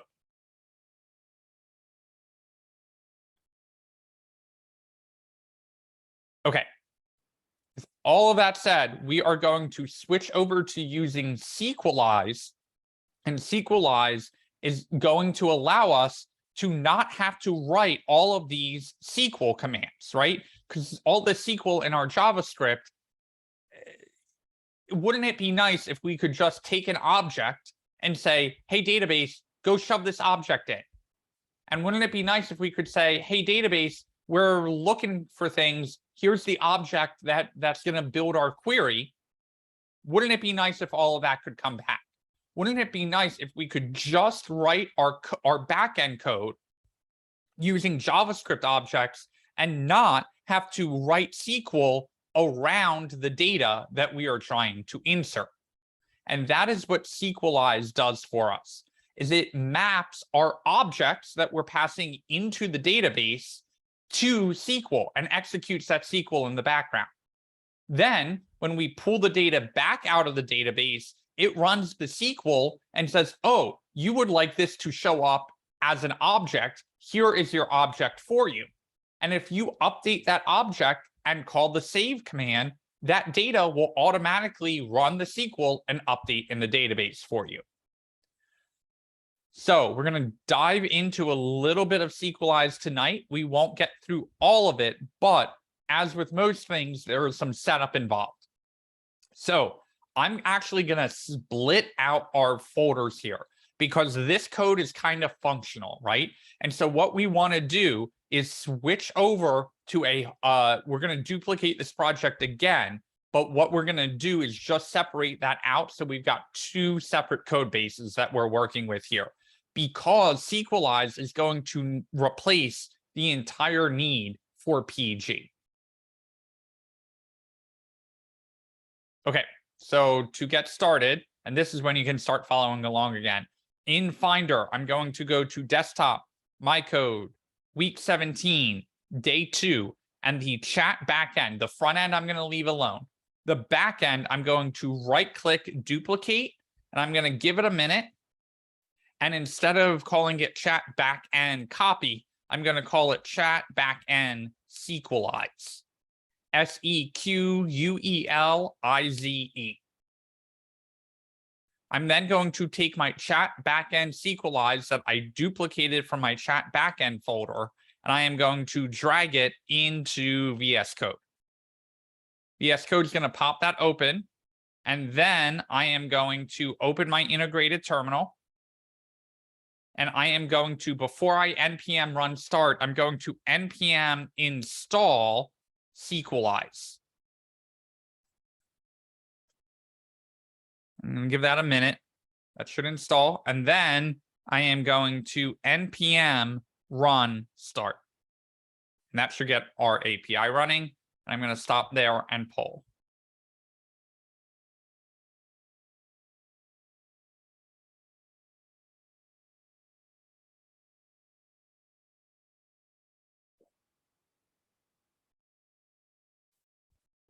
That's the name of share my screen and fix a previous error.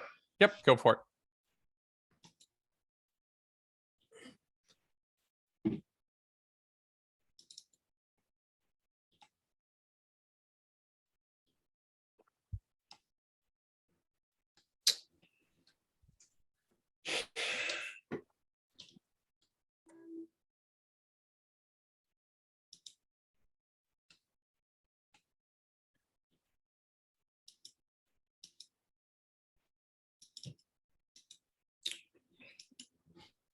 Okay.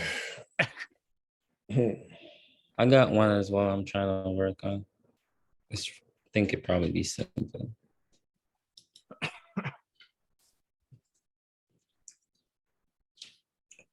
Okay, scroll up to the top. Let's see what the first error is. Okay, messages.map is not a function. So that means whatever data is coming back from when you send the message is not sending back what we think it should be. So go to your backend code. Okay. Share. Desktop 3. Why does it take so long to duplicate? Jesus. Come on. And go to your posts section.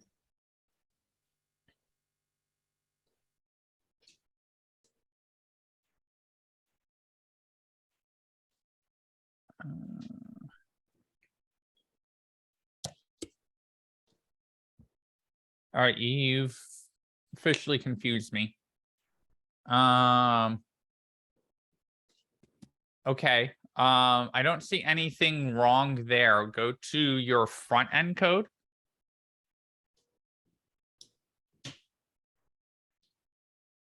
And go to message input where we send the message.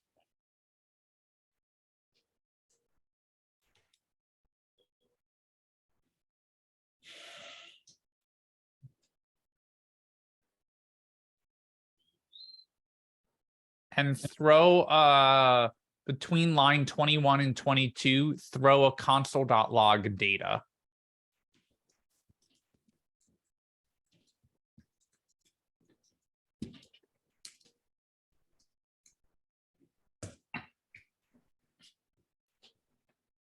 Save, go to your browser, refresh, and send a message.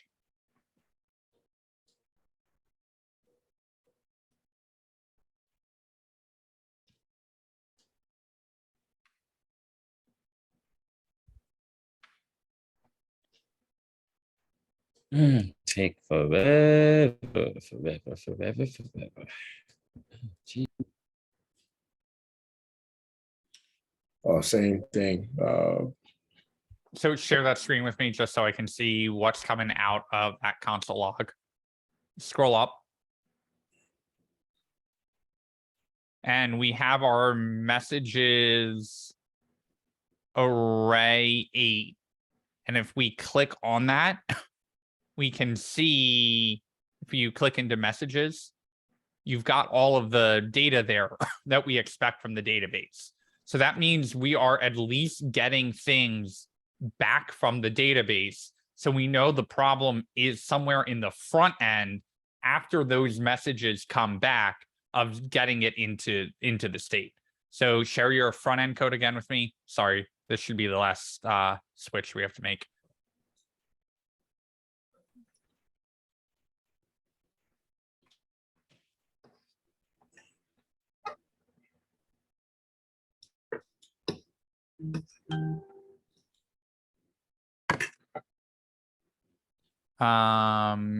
Data.messages is getting set in. I got your problem.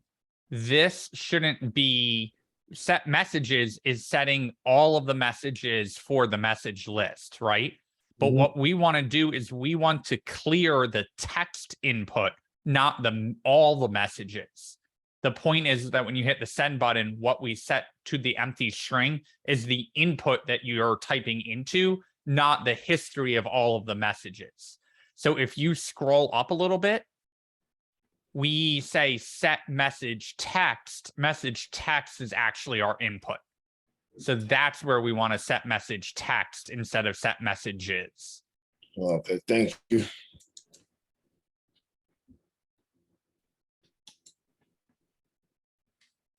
Stephanie, you're up next, and then Wayne, I'll come to you. I got stuck. I did duplicate my file, and I did make sure it was the correct one. It was the backend one, but when I tried to do this a couple times. I did npm install Sqlize and then npm run start, and I got this. Scroll down a little bit. Okay, so kind of you've did it got multiple times. address in use 3001. So what that's telling you is you've got another window open where that server is running. So if you, it's going to be in probably another VS Code and probably the window that we even had running. Oh, okay, hold on. So that one down in the bottom, go ahead and click in there and hit Control C. Let's see. And now that's stopped the server. So now if we go back to the new one and try and run npm run start again. Hey, good to go. Thank you. Yep. And I'm going to start another live share for the new one as well. So you guys have that.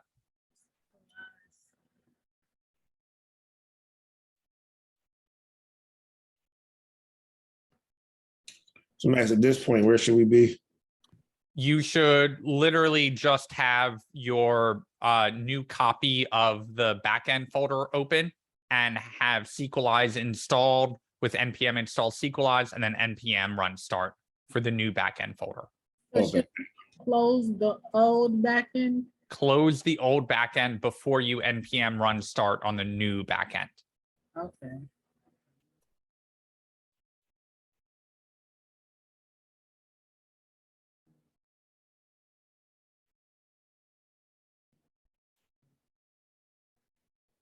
Can I go? Oh yeah, I'm sorry, Wayne, go ahead. So I'm having a couple of issues. This is taking forever to copy, but I'm not worried about that right now. Whenever I try to send a message, let me refresh first. Okay, so connection refused means your backend server isn't running.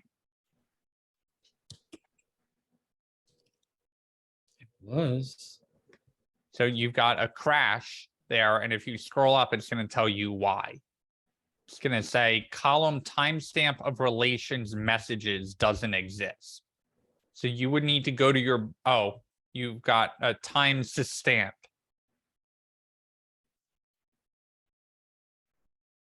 Oh, for this one. Okay, so save. And then go back to your terminal and scroll down to the bottom. Okay, now we don't have an error, so let's go back to your front end and refresh. And that took care of that problem. So now we send a message and you're good to go. Okay. Was that timestamps? Yep. All right, thanks. No problem. Stop this now. You mind telling me why is it taking so long to duplicate? Or the I have no idea. I think that something went wrong there and I would cancel it and try it again. I canceled like 3 times. I swear to God. Okay, so I'll show you a trick. Go back to Finder. Sometimes it doesn't like copying folders that have node modules in them. So cancel both of them.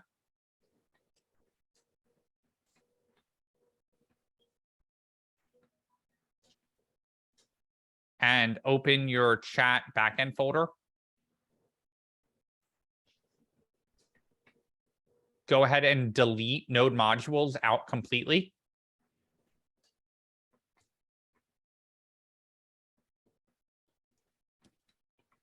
Command delete is the keyboard shortcut if you have it selected.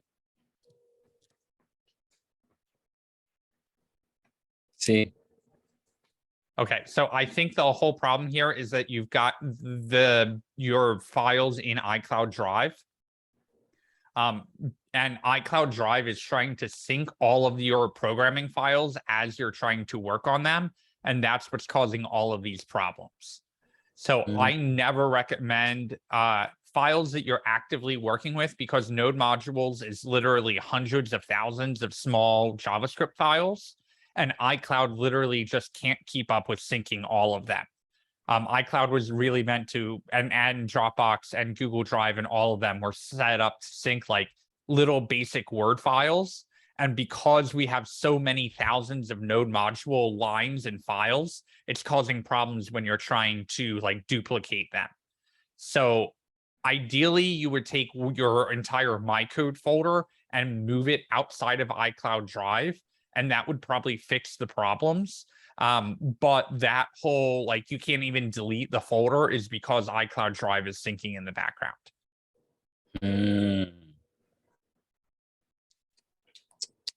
Shit. Okay. No, I'm glad you asked, because it's an easy thing to do, right? It makes sense. Like, oh, just back everything up to the cloud. But while Git is a tool that is meant for like syncing programming files to the cloud, iCloud Drive just can't keep up with programming files. What's my next option? You would have to figure out how to get your entire My Code folder out of iCloud Drive and like onto your desktop or onto somewhere where it isn't syncing with iCloud. Okay, try to figure it out, because I realized like it takes almost forever to copy, and I was like, why is it? It shouldn't take that long. But no, Yeah. I kind of. And look, it's just like hovering. Hey, I can't do nothing.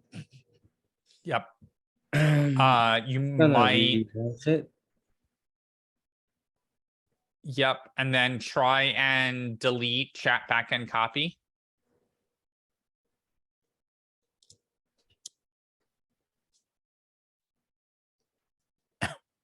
And then go, even while it's doing that, go to chat backend, the original one.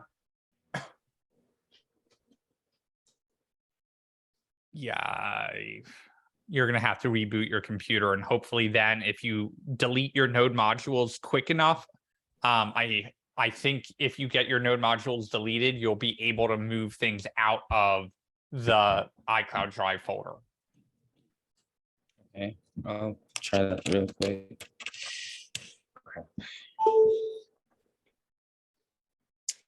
So we haven't done any code yet, Nicole. We literally just npm installed Sqlize in the copy of the folder.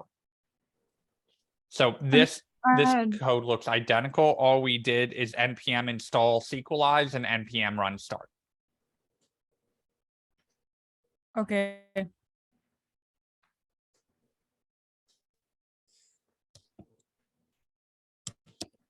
Okay. So now that we've got our Sqlize set up, we kind of need to rip out all of the Postgres to use Sqlize instead. But to do our setup, what we need to do is create a file called db.js. So what we're going to do in our files is we're going to create a new folder and we're going to call it db. db for database. Very common abbreviation. You're going to see that pretty much everywhere. Once we create that, give me 1 second.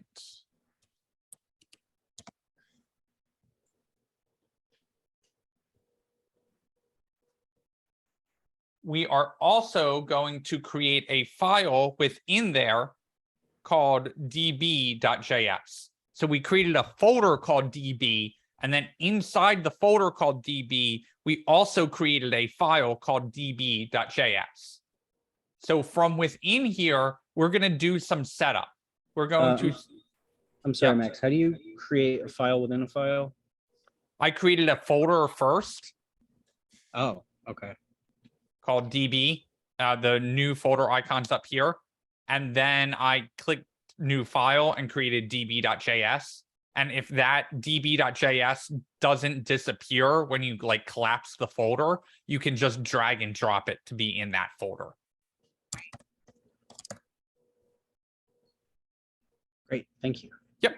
Okay, so in my db.js, this is going to be like any of our other database or any of our other stuff. So we're going to say const Sqlize is going to require in from the Sqlize package. From there, we've got Sqlize, we've got access to the framework or the package of Sqlize. Now we need to actually set up the connection to the database. So we say const db equals a new Sqlize connection. And now we've got to give it some details. So we're going to say, hey, the type of database we're connecting to is Postgres. Sqlize actually supports connections to many different SQL databases, including MySQL, Postgres, MS SQL, all of those. So we put Postgres in the URL. Now we need to put our username. So my username is hackupstate. If you don't know what your username is, you can close out of Beekeeper Studio, reopen it, single click on the default database over here, and it will show you what your username is right here. So we're connecting into hackupstate, and the place that we are connecting into that is localhost 5432. Well, how do I know that? Again, localhost 5432. And then what we want to do is we want to connect in to the messages database. And once we do that, we would like to connect in and make sure everything is working. So what we are going to do is we need access to some asynchronous code. So we're going to create a function called connect to DB. And that is going to be an asynchronous function that's going to do some stuff. What we are going to do is we are going to try to authenticate to our database.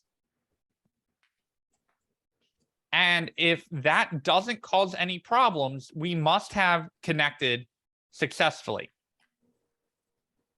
But if it doesn't work and whatever we try catches an error, we are then going to console.error out DB connection failed, time to panic. Now that we've connected, now that we've got our function to connect to the database, we actually need to call it. And after we do all of that, we are going to want to use our database.js in other files. So what we are going to do is we are going to say module.exports, and we are going to export out our database.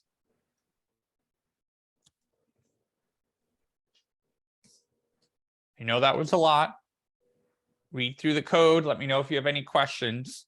We haven't actually run this code yet, so we don't know if it's working or not.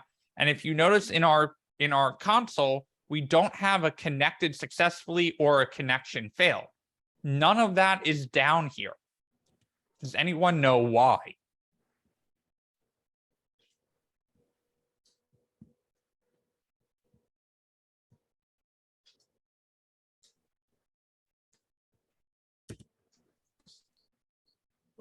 Does db.js have to be called from somewhere? It does. So what happened, just like we have to import files in React, we need to call db.js from our server.js. So in order to do that, what we are going to do is we are going to say, hey, instead of doing all this database connection stuff, we'll get down to that in a second. What we are going to do is we're going to say const db equals require our db.js file. And now I get identifier db has been declared. Oh boy, now we've got two different databases. We've got the db.js coming in from Sqlize, and we've got the db coming in from Postgres. Well, we're trying to replace all of this direct connection to Postgres with the code from Sqlize. So what we're going to do is we're going to comment out any place that we use the database. It's a whole heck of a lot of code. Wait. This is on the front end. Okay, now I've got a DB connection failed, time to panic. Okay, well, that ain't good. So I'm going to go back to my db.js. I'm going to figure out what went wrong here. I connected to locale host, not local host. So I save that, and I still have a problem. Time to panic, Postgres, // hack upstate localhost 5432 into messages.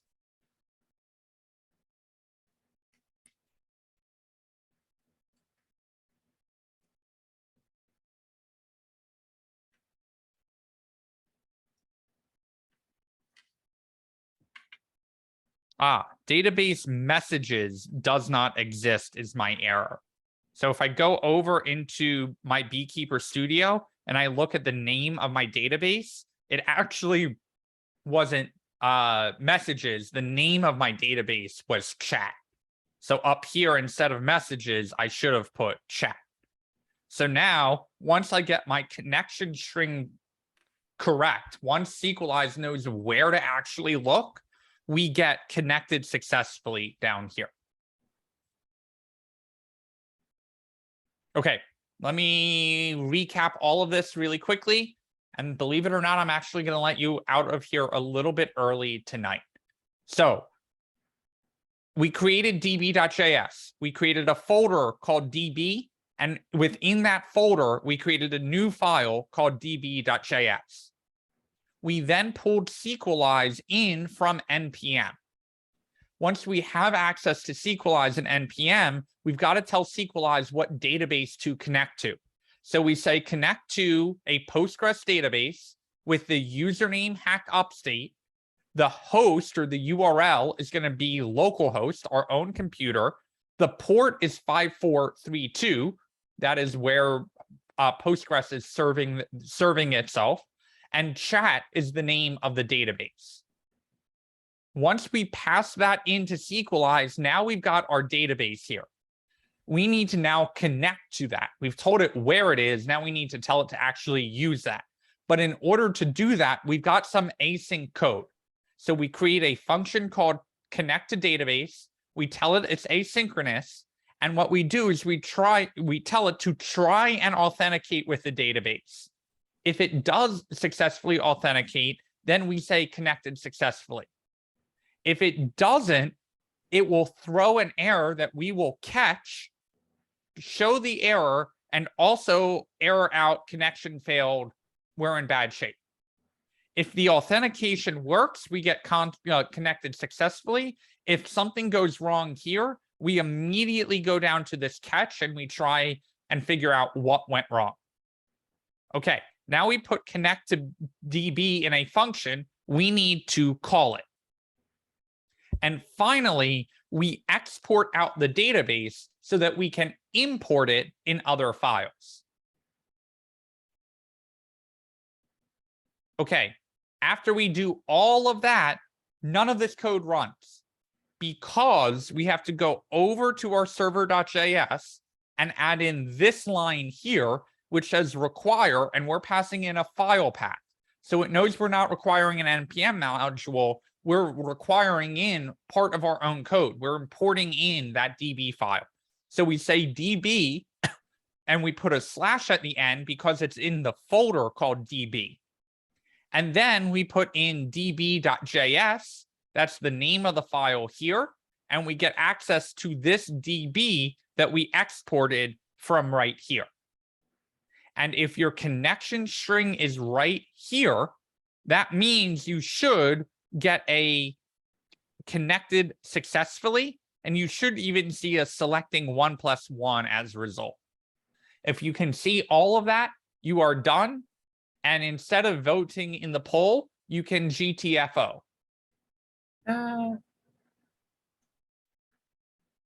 Doug, go ahead. Can you show again in Beekeeper how you stop it so you can see your user information? Oh, I just closed the entire window and then go File, New Window. And then in the default database that's saved over here, instead of double clicking, if you single click on it, it will show you all the details. Okay. Thank you. No problem. Good night, everybody. Have a good one, Larry. Good night. Well, you're not gonna get rid of me early tonight. I know, I right? need help. So. Doug, do you have another question or are you good? I'm good. Let me Okay. lower my hand. Thank you. Christy or Nicole, who wants to go first? Or are you still working? You know what? I didn't. I got behind where you commented out the stuff, so I just need to do that. Okay. Yeah, there's a whole bunch. Whenever you see a line that is related to DB, you've got to comment that out. Okay.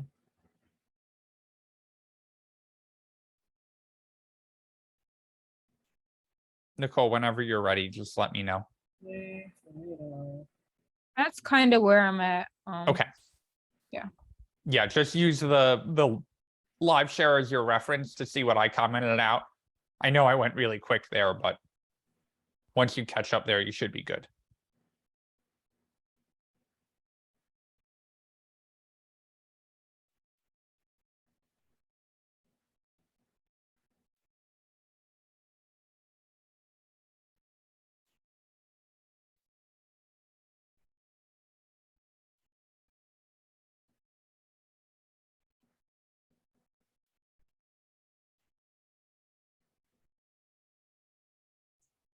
Karen, if you want to share your error, you're welcome to.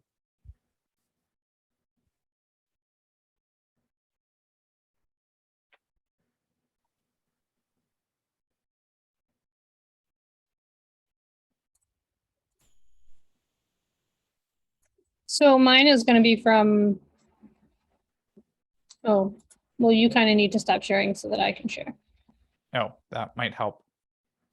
But mine is from before you installed Sqlize. I don't Okay. know what its issue was. I don't know why it's being stupid, but this is my lovely little error over here. And I've looked through the code like 5 times.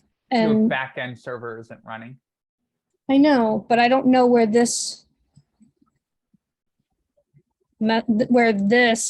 syntax error at or near S. What the heck is S? I would click in and Control C. Because I've done that like 3 times now. Okay, and then start it again. See, I get this. Okay, But then so that means your problem must be when you send a message, you Yeah, get it's- errors. Yep, as soon as I. So as soon as I come over here, and if I try to send this, that's what I get. Okay, go back to your backend code.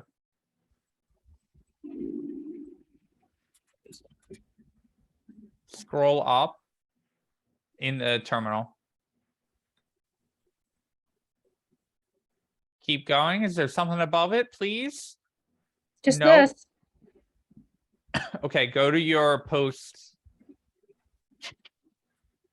command in your code.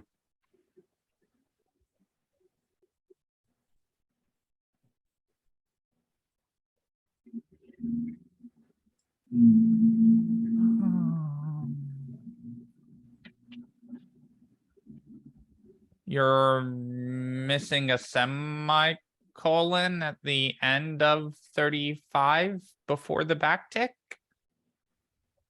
Right here. Yeah, hopefully, because I don't know what else it would be. You got me.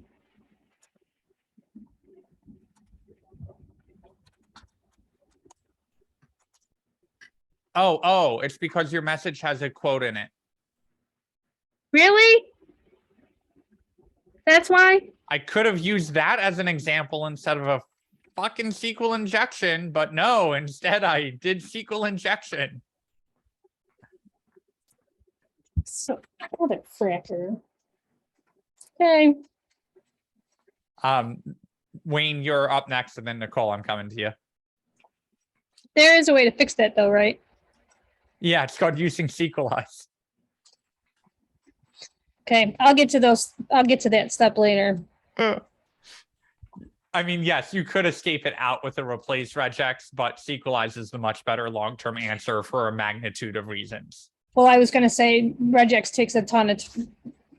Anyway. Yeah. Yeah. Okay. Wayne, go ahead and share your screen.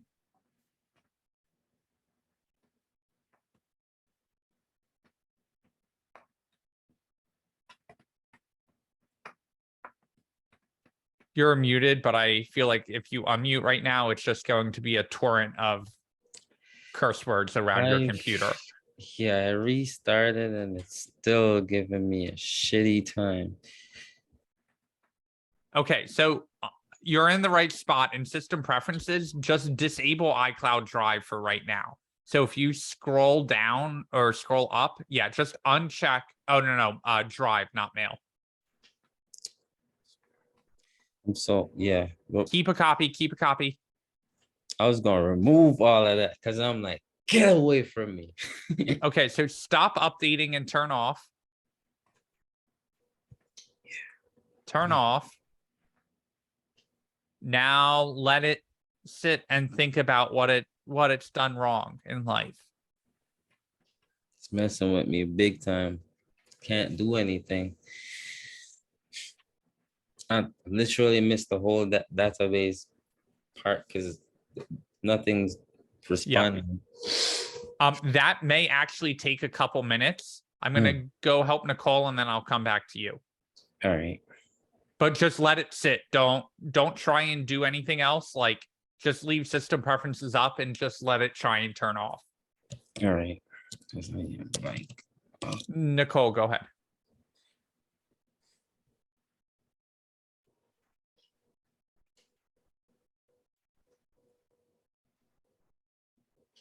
Okay, so scroll up, or no, before you even send a message, you've got error connection refused. That means your backend is not running. So you need to, whenever you see error connection refused, we need to go figure out why your backend isn't running. So if we look in the console for your backend,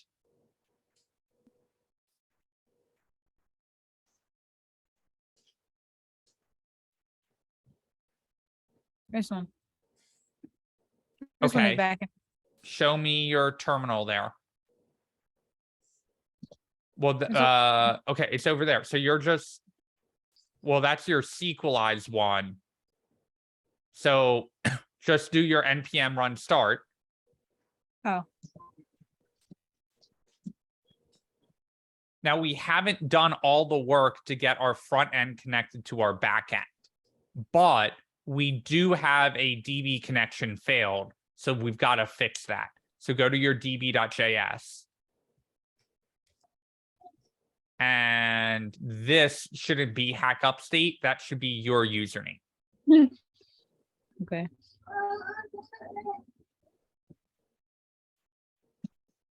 Save. Connected. You're done. Get out. Wait, what is it supposed to look like in the mother? Haven't connected everything up over there yet. That's why we duplicated the whole project, because we got to break it before we can get to all of that other stuff. Okay. So if you All right. go back to your terminal and it says DB connected successfully, that is what the backend terminal, not the front end. Well, this one is mine, so No, that's your Okay. front end though. Yeah. Go to your back end. Yeah. It says connected successfully, so that means you're all caught up, and that's where we'll start tomorrow. okay, thank you. Have a good night. No problem. See ya. Anyone else have a question before I go back to Wayne?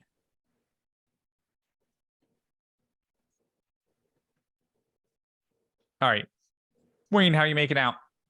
It didn't turn off.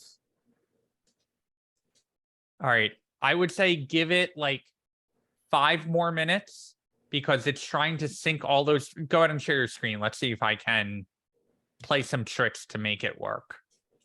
I'm going to stop the recording though.